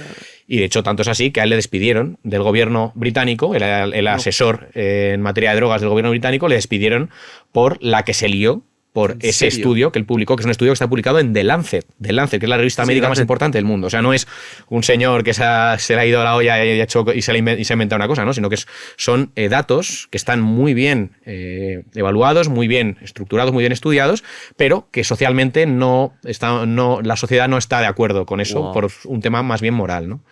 Esto es potente. Y vuelvo a lo que te dije al principio de este podcast, de desnormalizar o quitar estereotipos innecesarios. No, y además que no debemos ser ingenuos. O sea, las drogas son peligrosas. Por supuesto que son peligrosas. Las drogas son peligrosas y lo han sido siempre y lo van a ser siempre. Pero las cosas, por el hecho de que sean peligrosas, no necesariamente implica que ya no se puedan hacer o estén prohibidas. Si siguiésemos esa misma filosofía, no podríamos montar en coche, porque también es peligroso, ni montar en moto, ni hacer deportes de riesgo, ni hacer prácticamente nada, porque todo tiene un riesgo. Es verdad que cosas con más riesgo o menos riesgo. ¿La situación ideal sería legalizar todas las drogas? Para mí no. Para mí la situación ideal sería establecer una regulación muy estricta de las drogas, que yo la veo de una forma muy determinada, a lo mejor soy muy idealista, pero mi forma de entender las drogas es como en nuestra sociedad gestionamos todos los bienes que pueden ser peligrosos. Ejemplo, vehículos, armas. ¿Cómo lo hacemos? Con una licencia. Una licencia. Regularlo. Regularlo, pero con una licencia. Es decir, yo por cumplir 18 años no puedo coger un coche. Yo tengo que tener un carnet de conducir. Y para tener un carnet de conducir yo tengo que haber hecho un examen práctico, un examen teórico, un psicotécnico, seguir unas normas, conocer tal, y cuando yo voy a comprar un coche, pues tienen que ver, lo matricularán a mi nombre. Es decir, que todo eso estará conectado a nivel también de información y de bases de datos. Y esto yo creo que se puede aplicar, al igual que se aplica, por ejemplo, a las armas, Tú te sacas una licencia de armas para un uso determinado, en un lugar determinado, tienes que cumplir una serie de características, tienes que renovarla cada cierto tiempo y no puedes, por ejemplo, hacer lo que quieras con el arma por haber sacado una licencia de armas, ¿no? Pues yo lo veo parecido con el tema de las drogas. Yo creo que para poder utilizar drogas, y con drogas me refiero a todas las drogas, no solo las ilegales, o sea, yo metería aquí el alcohol, la cafeína, todo. Recreativas, de uso terapéutico, todo. Yo establecería, a ver, uso terapéutico, es que también habría que ver qué tipo de usos autorizamos en la sociedad, ¿no? Pero para lo que es el uso de drogas, ya sea alcohol, tabaco, ya sea cafeína, ya sea anfetamina, ya sea cannabis, ya sea psicodélicos, yo establecería una licencia, o sea, un carnet, que la persona tiene que demostrar previamente tener un conocimiento bueno de qué es la sustancia, cuáles son sus riesgos, cuáles son las utilidades, cuáles son todas las medidas de reducción de riesgos y daños, o sea, cómo se puede minimizar el daño de esa sustancia. Luego eso, que vaya también, por supuesto, de la mano de un psicotécnico, un examen en el cual la persona pues demuestre que, a ver, pues no tiene una psicosis latente, no tiene un trastorno psicótico previo, no tiene a lo mejor tendencia a depresión, tendencia a la adictividad, todos los elementos que pueden garantizar la seguridad. Sí. Y luego, por supuesto, que la persona acceda a un sistema regulado de acceso a este tipo de sustancias. Es decir, no es que vaya a ir a un supermercado a comprar no sé qué, no, sino que sea la farmacia la que pueda dispensar estas drogas a las personas que tengan esa licencia determinada y eso vaya unido a tu perfil de usuario. Es decir, que tú, por ejemplo, voy a la farmacia y yo tengo derecho a recoger al mes 15 gramos de marihuana, por ejemplo. Entonces yo cojo mis 15 gramos de marihuana que van asociados a mi licencia y a mi nombre. Y si yo, por ejemplo, todos los meses cojo los 15 gramos, pues a lo mejor me hace una llamada al centro de salud y me dice, oye, hemos visto que estás cogiendo todos los meses todo tu máximo de tal, ¿estás bien? ¿Está pasando algo? Un poco para detectar adicciones. Y también todo esto que vaya también unido a una tributación. Es decir, que tú estés también pagando una tributación con esa compra de drogas que permita también amortiguar el exceso de gastos que se puede producir en el sistema público de salud por los daños de las drogas. El problema es que a día de hoy, tal y como está estructurado el sistema prohibicionista, la sociedad estamos pagando por los daños de las drogas, pero no estamos recibiendo nada a cambio. Lo reciben los criminales. Carteles. Los criminales reciben el dinero del tráfico de drogas y nosotros pagamos las consecuencias, porque pagamos no solo la policía, la cárcel, los jueces y todo, sino que además pagamos también los daños que producen las drogas en la salud de las personas, porque pagamos un sistema sanitario que se tiene que hacer cargo de los daños que hacen esas drogas. Con el sistema que yo propongo, las personas que son consumidores de drogas estarían haciéndose cargo de sus propios asuntos y además eliminaríamos, digamos, una gran bolsa de gasto que viene de la parte judicial, de la parte de cárceles, de la parte de policía, porque ya no sería necesario. Las mafias generan mucha criminalidad en torno a las drogas porque son un monopolio para ellos. Pero en el momento que tú autorizas, o sea, que regulas las drogas, ese monopolio desaparece. Las mafias ya no van a tener ese incentivo comercial porque van a tener que competir contra un Estado que los va a estar suministrando de forma regulada. Y a una persona le das a elegir entre tener que buscar en un poblado a alguien que le pueda vender un no sé qué, o tener que buscar a una persona chunga que le pueda vender no sé qué sustancia, o poder ir a una farmacia y que se lo dé el farmacéutico con una garantía de pureza y de calidad frente al otro, que es no saber lo que te están dando y que te pueden haber metido tal, la persona no es tonta. Los consumidores de drogas son gente que valora su salud. Lo que pasa es que no tiene herramientas para hacer un buen uso de eso, o sea, para equilibrar bien ese uso de sustancias con su salud. Pero si tú das esas herramientas, la gente las utiliza. De hecho, nosotros cuando vamos a festivales de música, cuando digo nosotros me refiero a Energy Control, que es una ONG española. Prevención de daños, ¿no? Efectivamente, de reducción de daños, y que una de las herramientas que más utilizamos para entrar en contacto con los consumidores es el análisis de drogas. Ofrecemos análisis gratuito de sustancias para aquellas personas que hayan decidido consumirlas y ya las tengan adquiridas y vayan a tomarlas sí o sí. Pues esas personas tienen la posibilidad de, antes de tomarlas, saber qué pureza tienen para descartar, por ejemplo, intoxicarse con una droga que esté adulterada con alguna sustancia muy especialmente tóxica, ¿no? O especialmente peligrosa, o más peligrosa que la propia droga en sí, ¿no? Y esto funciona muy bien. ¿Y por qué funciona muy bien? Porque la gente, si puede recibir información de calidad y puede tomar decisiones en base a ella, lo hace. El problema es que a día de hoy la única información de calidad que reciben, la única información que deciden es no tomes drogas. Y si quiero tomarlas, entonces allá tú, ¿no? Allá tú. Y ese es el problema. No estamos ofreciendo ninguna opción a la gente para que haga eso de forma menos dañina. Y al final, si la prohibición de drogas se basa, en teoría, porque es lo que he dicho antes, que yo en un principio no lo estaba, pero bueno, si en teoría se basa en la salud pública, lo lógico es que las políticas de drogas lo que busquen sea mejorar la salud de la gente y reducir los daños de las drogas. Pero es que eso no es lo que sucede, desgraciadamente. Cuando una droga se prohíbe y pasa al mercado negro, automáticamente se convierte en un elemento más de ese mundo criminal que no solo genera delincuencia y delictividad relacionada con la distribución de la droga, sino que además genera problemas de falta de conocimiento por parte de los usuarios y sobre todo problemas de adulteración. Esas drogas enseguida se convierten en sustancias súper impuras, llenas de otras sustancias, llenas de otras cosas, y eso hace mucho daño. De hecho, la epidemia del fentanilo es un ejemplo clarísimo de los peligros de la adulteración.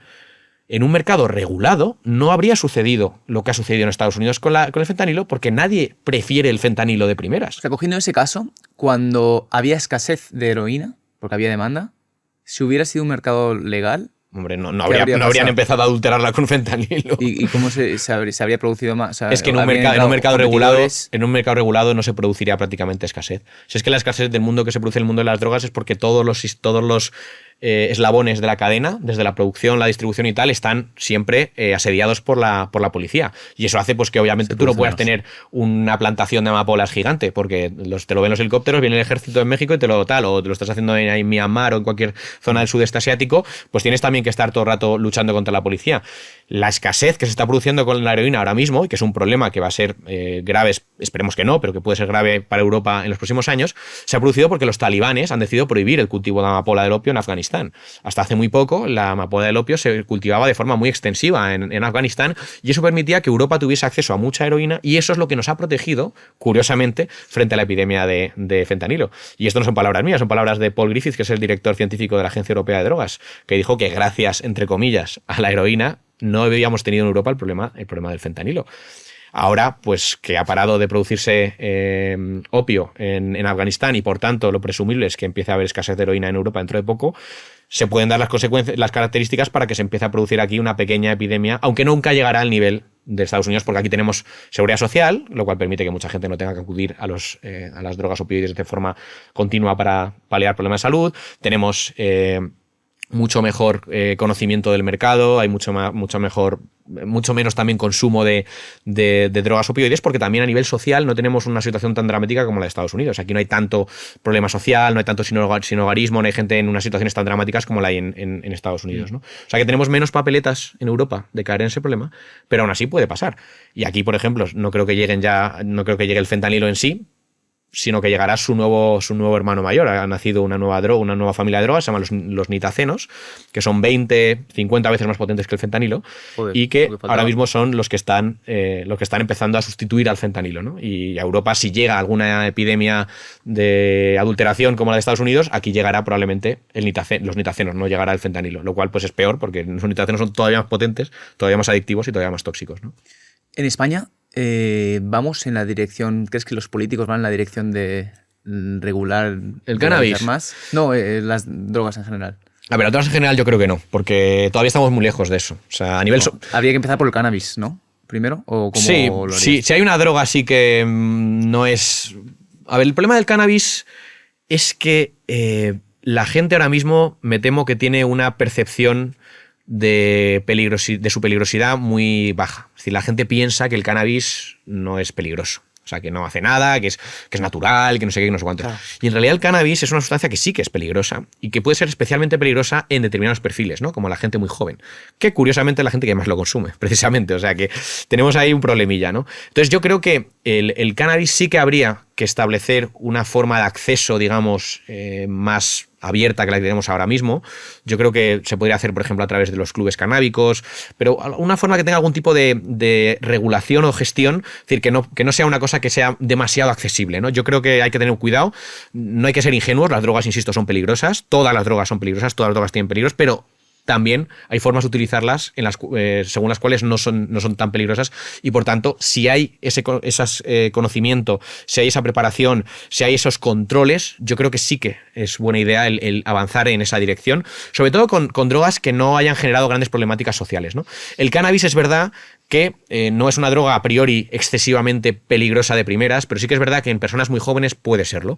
Entonces yo establecería sistemas que tuviesen mucho control de edad, por ejemplo, con el tema del cannabis, y que abriesen de alguna forma una ventana para que aquellas personas que acceden a través del mercado negro pues puedan acceder a través de un mercado que nos deje algo también a la sociedad en forma, pues eso, de impuestos, de tributación, de mejor sanidad, mejor educación, y todo ese dinero que se genere con ese sistema, pues reinvertirlo, por supuesto, no solo en sanidad, sino también en prevención, porque al final hay que entender que sí, que si una droga está regulada es probable que haya un pico de consumo, no necesariamente tiene por qué ser un pico muy grande, de hecho se ha visto en muchos lugares donde se ha regulado el cannabis, que sí que hay un incremento de consumo, pero tampoco es una cosa dramática, o sea, sí, pues hay gente que a lo mejor decide probarlo porque le da curiosidad, pero la gente que fumaba antes pues simplemente sigue fumando, pero de un proveedor legal en este caso, ¿no?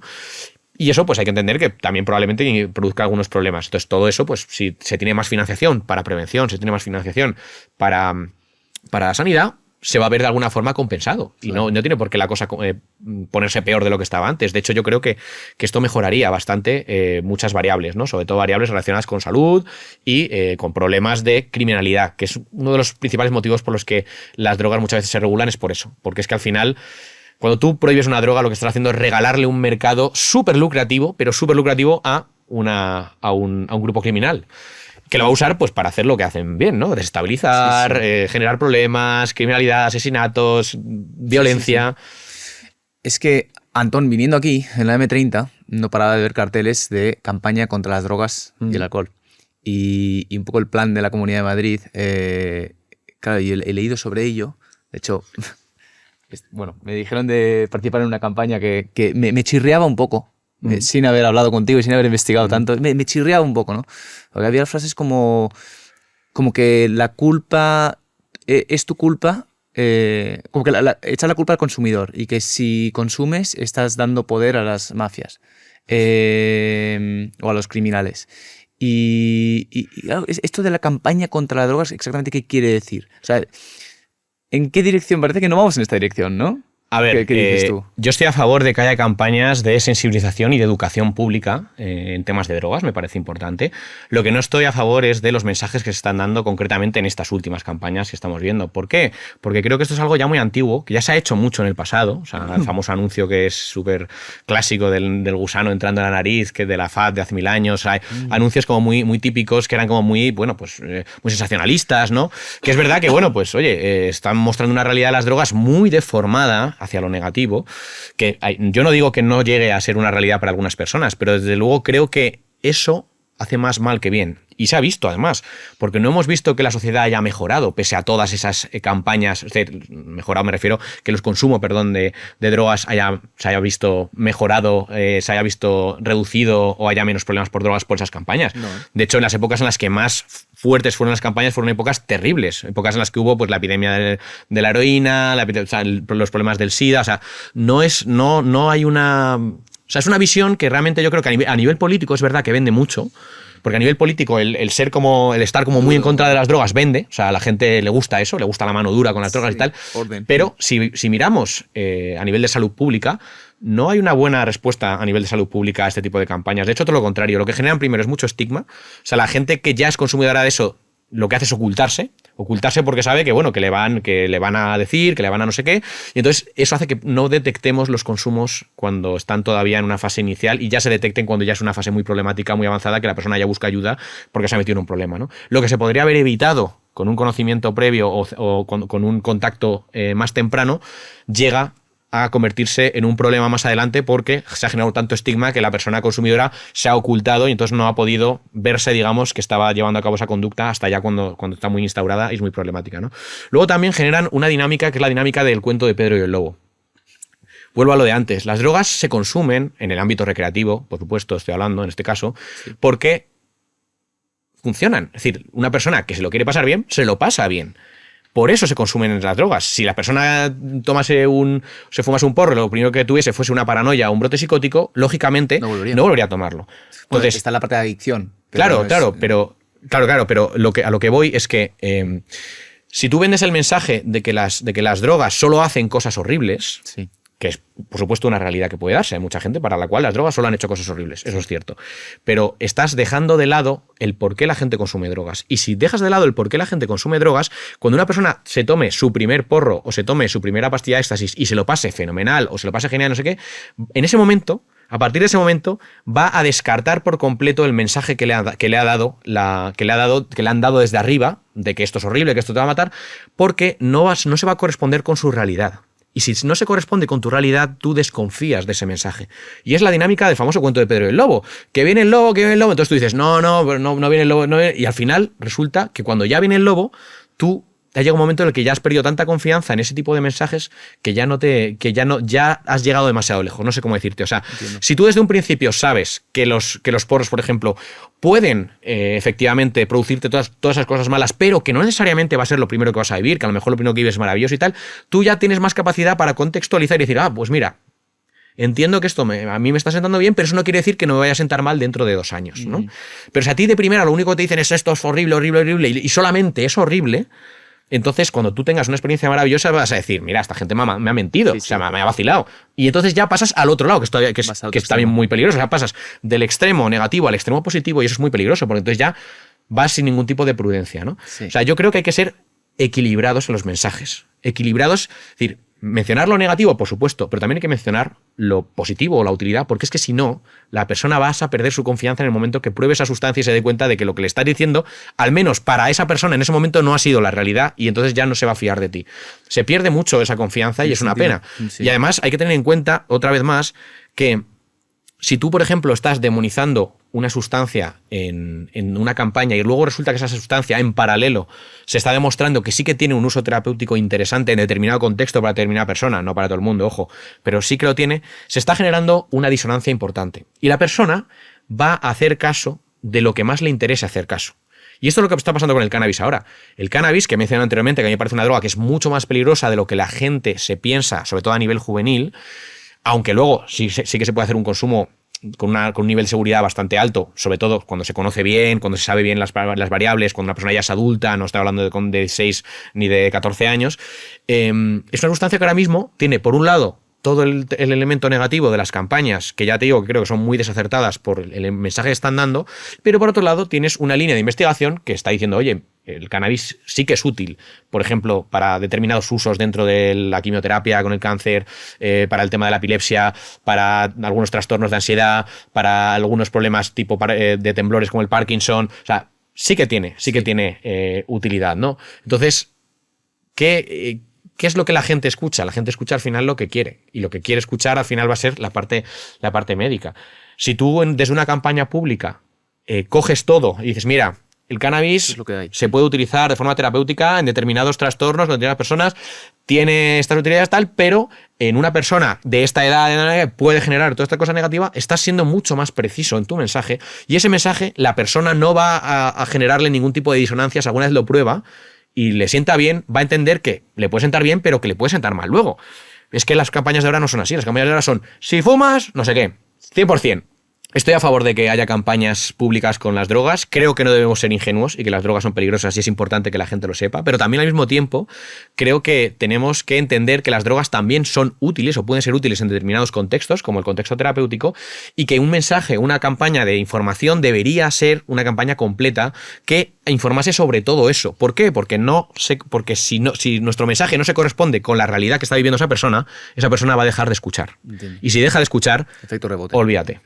El cuento de Pedro y el lobo, insisto, si le dices que viene el lobo constantemente y no viene el lobo, la persona va a llegar un momento que cuando realmente venga el lobo ya no se lo va a creer y le va a comer el lobo, ¿no? En cambio, si somos realistas y decimos todo, las cosas como son, oye, pues mira, es verdad que puede funcionar, sí. Puede ser divertido, puede ser útil para esto, pero eso no quita que te pueda producir esto y demás, entonces ese mensaje sí que va a ser creíble, sí que va a ser creíble, simplemente. Información de salud. Para mí lo más importante es la salud pública, o sea, yo siempre que hablo de drogas veo o intento que lo que se proponga sea en pro de la salud pública. Es decir, no tengo una visión tan moral de las drogas como desgraciadamente creo que hay a nivel social. Es decir, las drogas a mí no me parecen algo malo o bueno, a mí me parecen herramientas, como me puede parecer cualquier otra herramienta.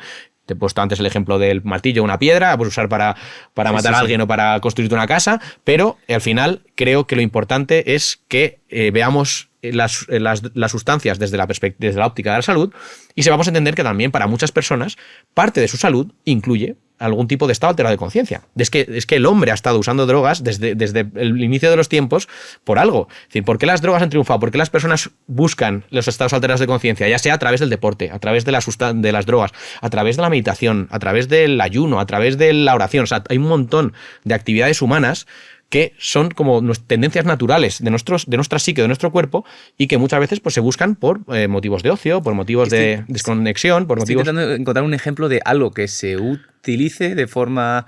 o sea, que se sigue utilizando y sin embargo es claramente negativo para la sociedad y ojalá nunca se hubiera inventado. Pero la verdad es que no se me está ocurriendo nada. Hombre, drogas legales hay varias. El alcohol, el tabaco... Y ojalá nunca se hubieran inventado. Bueno, a ver, yo creo que todo tiene su lugar, insisto. O sea, todo, a ver, todo tiene su lugar. A veces el lugar puede ser terapéutico, a veces el lugar puede ser recreativo, pero por ejemplo el alcohol, creo que también nuestra sociedad sin alcohol tendría menos problemas en la parte de la salud, pero por otro lado también habría, a lo mejor a nivel social, a nivel de salud mental, habría también otros problemas que ahora mismo mucha gente está, digamos, amortiguando mediante el ocio usando alcohol, ¿no? Es decir, que al final todo tiene su tal. No, a ver, tenemos pues deportes de riesgo, tenemos un montón de cosas que generan daños que a lo mejor son prescindibles, son cosas que a lo mejor no tienen por qué hacerse. O sea, ¿qué necesidad hay de, yo qué sé, de escalar o de saltar en parapente? Para gente las ventajas son más que para ciertas personas. Claro, pero es que pasa lo mismo con las drogas. La gente que consume drogas, claro, las consume porque las ventajas son mayores que los inconvenientes. Cuando los inconvenientes empiezan a ser más grandes, hay dos posibilidades. O dejan las drogas, o si siguen tomándolas, entonces tienen un problema de adicción. Porque la adicción es eso, la adicción es cuando tú tienes un comportamiento que, a pesar de las consecuencias negativas que está produciendo para ti, no eres capaz de abandonar. Ahí es cuando tienes una adicción, ¿no? La mayoría de la gente, afortunadamente, no cae en la adicción. Es decir, la adicción es un problema muy grave, pero no es un problema tan enorme en el mundo de las drogas como la gente se piensa. De hecho, cuando una persona toma drogas en una franja juvenil de edad, en un contexto recreativo, en un festival, lo más peligroso en ese momento no es la adicción. Lo más peligroso en ese momento son los problemas que se pueden derivar del uso agudo de la sustancia. Una taquicardia, un golpe de calor, que tenga pues un desvanecimiento, que tenga una amnesia, que pueda luego tener un comportamiento agresivo o peligroso por estar muy desinhibido. Antón, una pregunta personal. ¿Tú tienes hijos? No. No. Si tuvieras hijos, cuando crecen, están en edad, ¿preferirías que tuvieran curiosidad sobre las drogas y que probaran? ¿O que no tuvieran curiosidad? A ver, yo creo que es inevitable que en nuestra sociedad la gente tenga algún tipo de curiosidad por las sustancias. Otra cosa es que la llegue a ejecutar, digamos, tomando o no, porque hay mucha gente que no. Yo de pequeño, por ejemplo, fui una persona que tenía curiosidad por las drogas, pero nunca jamás me planteé probarlas, nunca. Lo que pasa es que luego la vida me obligó a romper, digamos, esa barrera a través del lado médico, porque yo entré en el mundo de las drogas psicoactivas a través del uso médico de drogas, no a través del uso recreativo, y luego ya entré a través de una depresión que no respondía bien a los fármacos convencionales, a los antidepresivos, a los ansiolíticos y a la psicoterapia, no me estaba haciendo como mucho bien, y en un momento pues ya de desesperación de buscar algún tipo de solución, pues me topé con primero, mencionar que mi primer uso de drogas psicoactivas controladas fue el uso de antidepresivos y ansiolíticos, mencionar. Yo había probado el alcohol antes, lo probé bastante mayor, es verdad, pero bueno, lo probé también. Una cosa que me planteaba no hacer nunca, pero llegó un momento que por temas sociales, por temas también de que yo pues era más tímido y quería sentir como socialmente más desinhibido y más relajado y también pues hablar con chicas y cosas así que me costaban mucho en su momento, pues el alcohol como que en ese momento me ayudó como una muletilla en ese sentido, ¿no? Entonces, aparte del alcohol y de los psicofármacos, yo no había tenido ningún uso de sustancias psicoactivas fuera de eso, y me acerqué a los psicodélicos porque tuve la oportunidad de someterme a psicoterapia asistida con psicodélicos en un momento en el que todavía estaba pues iniciándose, digamos, esta investigación, que no había mucho conocimiento, que no sabía mucho de cómo funcionaba esto, más allá de los círculos tradicionales de uso de sustancias, que siempre los ha habido en países en los que a lo mejor hay religiones que utilizan estas drogas ya desde hace muchos años, pero aquí en Occidente es una cosa que desde los años 60 y 70 que se prohibieron no ha habido como mucho interés científico. Ahora afortunadamente vuelvo a verlo. Pues yo entré a través de esas experiencias psicodélicas personales dentro del contexto terapéutico, con un terapeuta, con esas 4 fases que te he mencionado, y de hecho fueron yo tuve 1 o 2 experiencias psicodélicas en el contexto de una psicoterapia y ya está, y después de eso me quedé tan recolocado y tal que dije, oye, esto yo tengo que ayudar a que esto sea una realidad para el resto de las personas que lo necesitan. Increíble. Porque yo en el fondo soy un chaval que, quieras que no, pues tengo suerte en la vida, no estaba, digamos, como en una situación como de morirme, pero hay mucha gente que tiene depresiones, que está al borde del suicidio, que está fatal, que le está destrozando la vida, personas que llevan enfermas con este tipo de enfermedades, de trastornos mentales muchísimos años, y creo que yo tuve esa suerte y me gustaría que esa suerte la pudiesen tener todo el mundo, ¿no? De tener acceso a esta terapia. Entonces es un poco cuando decidí que quería dirigir mis pasos académicamente, a nivel de profesión, a nivel vital, un poco a, primero, facilitar el avance de la ciencia en el ámbito de las drogas psicodélicas para uso terapéutico, o sea, de la terapia asistida con psicodélicos. Luego también aprovechar el conocimiento de drogas que yo estaba adquiriendo por estar haciendo la especialidad en psicofarmacología, para que las drogas dejasen de ser un elemento, digamos, tan dañino para la sociedad. Es decir, ayudar a que el conocimiento y la información sobre las drogas estuviese disponible para que todo el mundo realmente sepa bien lo que está haciendo cuando hace algo de esto y reduzca los daños y los riesgos en la medida de lo posible, siempre.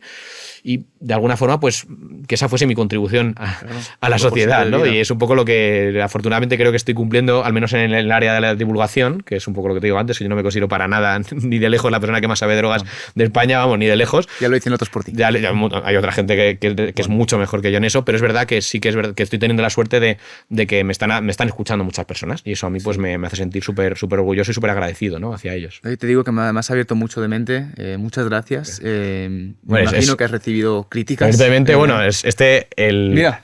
Expande tu mente es el título del libro, no porque sea una invitación a que nadie se drogue, sino porque creo que expandir la mente simplemente es ampliar tu conocimiento y entender mejor las sustancias psicoactivas y fundamentalmente las psicodélicas para uso terapéutico, que me parece lo importante, ¿no?, a día de hoy en la situación tan fea que tenemos de epidemiología a nivel de salud mental, ¿no?, que hay tantos problemas y tantos trastornos y necesitamos nuevas herramientas para abordarlos, más allá, por supuesto, de que nuestra sociedad tiene que cambiar, porque lo primero de todo es evitar que se produzcan esos trastornos, pero bueno, mientras eso llega, por lo menos que sepamos tratarlos de una forma mejor y más eficaz. Totalmente. Y, joder, enhorabuena y mucha suerte con esto. Me imagino que no es fácil y habrás recibido críticas y recibes críticas porque estás luchando contra buscas un cambio de paradigma y hay toda una maquinaria que intenta que se mantenga. Pero para mí es algo necesario e importante, ¿no? Es decir, la crítica ayuda, y la crítica a mí me ayuda mucho. Yo escucho mucho las críticas siempre, las escucho porque creo que tienen mucho que enseñarme, todas las personas que tienen críticas, y bueno, y también creo que en el fondo pues es natural que con la educación que hemos recibido todos sobre drogas, es súper natural que todos tengamos una postura muy antidrogas, y me parece súper natural. Yo no voy a, digamos, a echarle a nadie en cara, oh, eres un ignorante por no sé qué, no, o sea, es lo que nos han enseñado. Desgraciadamente, nuestra educación en drogas se ha resumido en son muy, muy peligrosas, no te acerques nunca a ellas, solo destruyen vidas, ¿no? Y esto es una verdad para algunas personas, y es verdad, no podemos negarlo, pero eso no es un mensaje muy simple y se nos deja fuera pues todas las utilidades muy interesantes que pueden tener en el ámbito terapéutico algunas de estas sustancias, y que afortunadamente pues la ciencia está sabiendo sacar adelante y no se está dejando cegar por ese mensaje, ¿no?, hegemónico de que las drogas no sirven para nada, que bueno, creo que en eso sí que estoy totalmente en desacuerdo. Sí. Pues nada, Antonio, a mí me has expandido la mente, de verdad. Gracias. Y te voy a hacer la pregunta que hacemos a todos los invitados, ¿vale?, que es, ¿cuál es tu discapacidad? Mi discapacidad, joder, qué buena pregunta. Pues mira, mi discapacidad es cada vez más la dificultad que tengo para gestionar mi tiempo.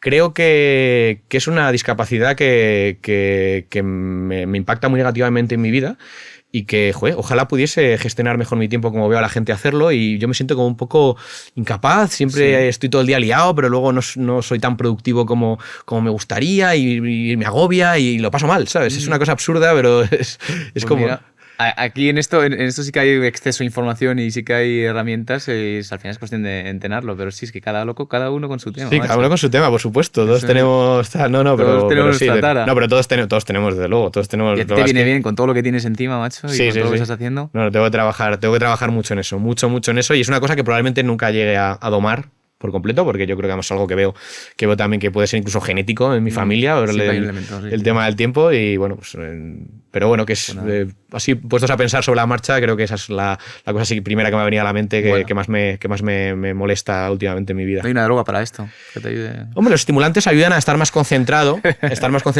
a ser un poco más productivo. No a todo el mundo, pero por ejemplo, yo tengo TDAH diagnosticado, o sea, déficit de atención con hiperactividad, y el problema de la gestión del tiempo es una parte intrínseca y muy, muy normal del TDAH, ¿no?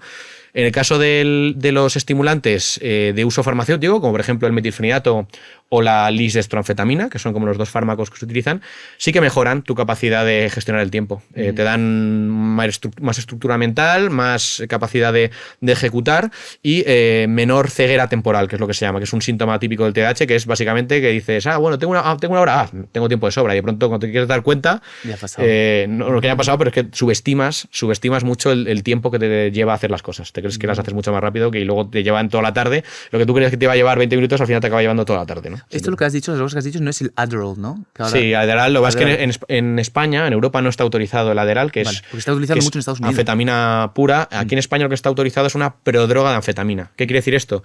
Que es una anfetamina inactivada que tu cuerpo tiene que romper para que se libere la anfetamina.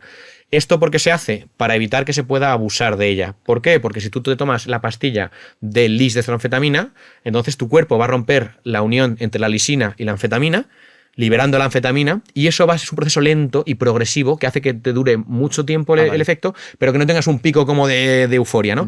En cambio, si tú, por ejemplo, el Adderall americano lo machacas y lo snifas o lo disuelves en agua y te lo inyectas, puedes tener un super pico de efectos que te va probablemente a acabar enganchando si lo utilizas mucho, y en cambio esta cosa, si tú la snifas o te la inyectas o tal, no te va a hacer efecto porque tiene primero que romperse esa unión, y esa unión se rompe en una zona determinada del cuerpo, no se rompe en cualquier lugar donde te lo administres, ¿no? Vale. Entonces, digamos que es una sustancia que está diseñada para que no puedas utilizarla de otra manera que haga que te pegue más fuerte, ¿no? Sino que te pega como te pega y punto. Vale, pues te voy a hacer la última pregunta. ¿Podrás venir otra vez a este podcast? Porque me he quedado con tantas preguntas. Sí, claro. Será un placer. Nada. La pregunta es, ¿podrás venir tú a Madrid alguna otra vez que estás todo el día viajando ahí con la raqueta? Esa es más difícil, esa pregunta. Oye, un placer. Muchísimas gracias. Pues muchísimas gracias. Y nada, deciros que si os interesa estos temas, ya sabéis, Drogopedia en Instagram, en TikTok, en YouTube, que es mi canal. Y ahí hablo todo el rato y de todas formas, cuando quieras vuelvo, por supuesto. Por supuesto. Pues nada, muchísimas gracias, crack. Un placer. Muchas gracias, Dani.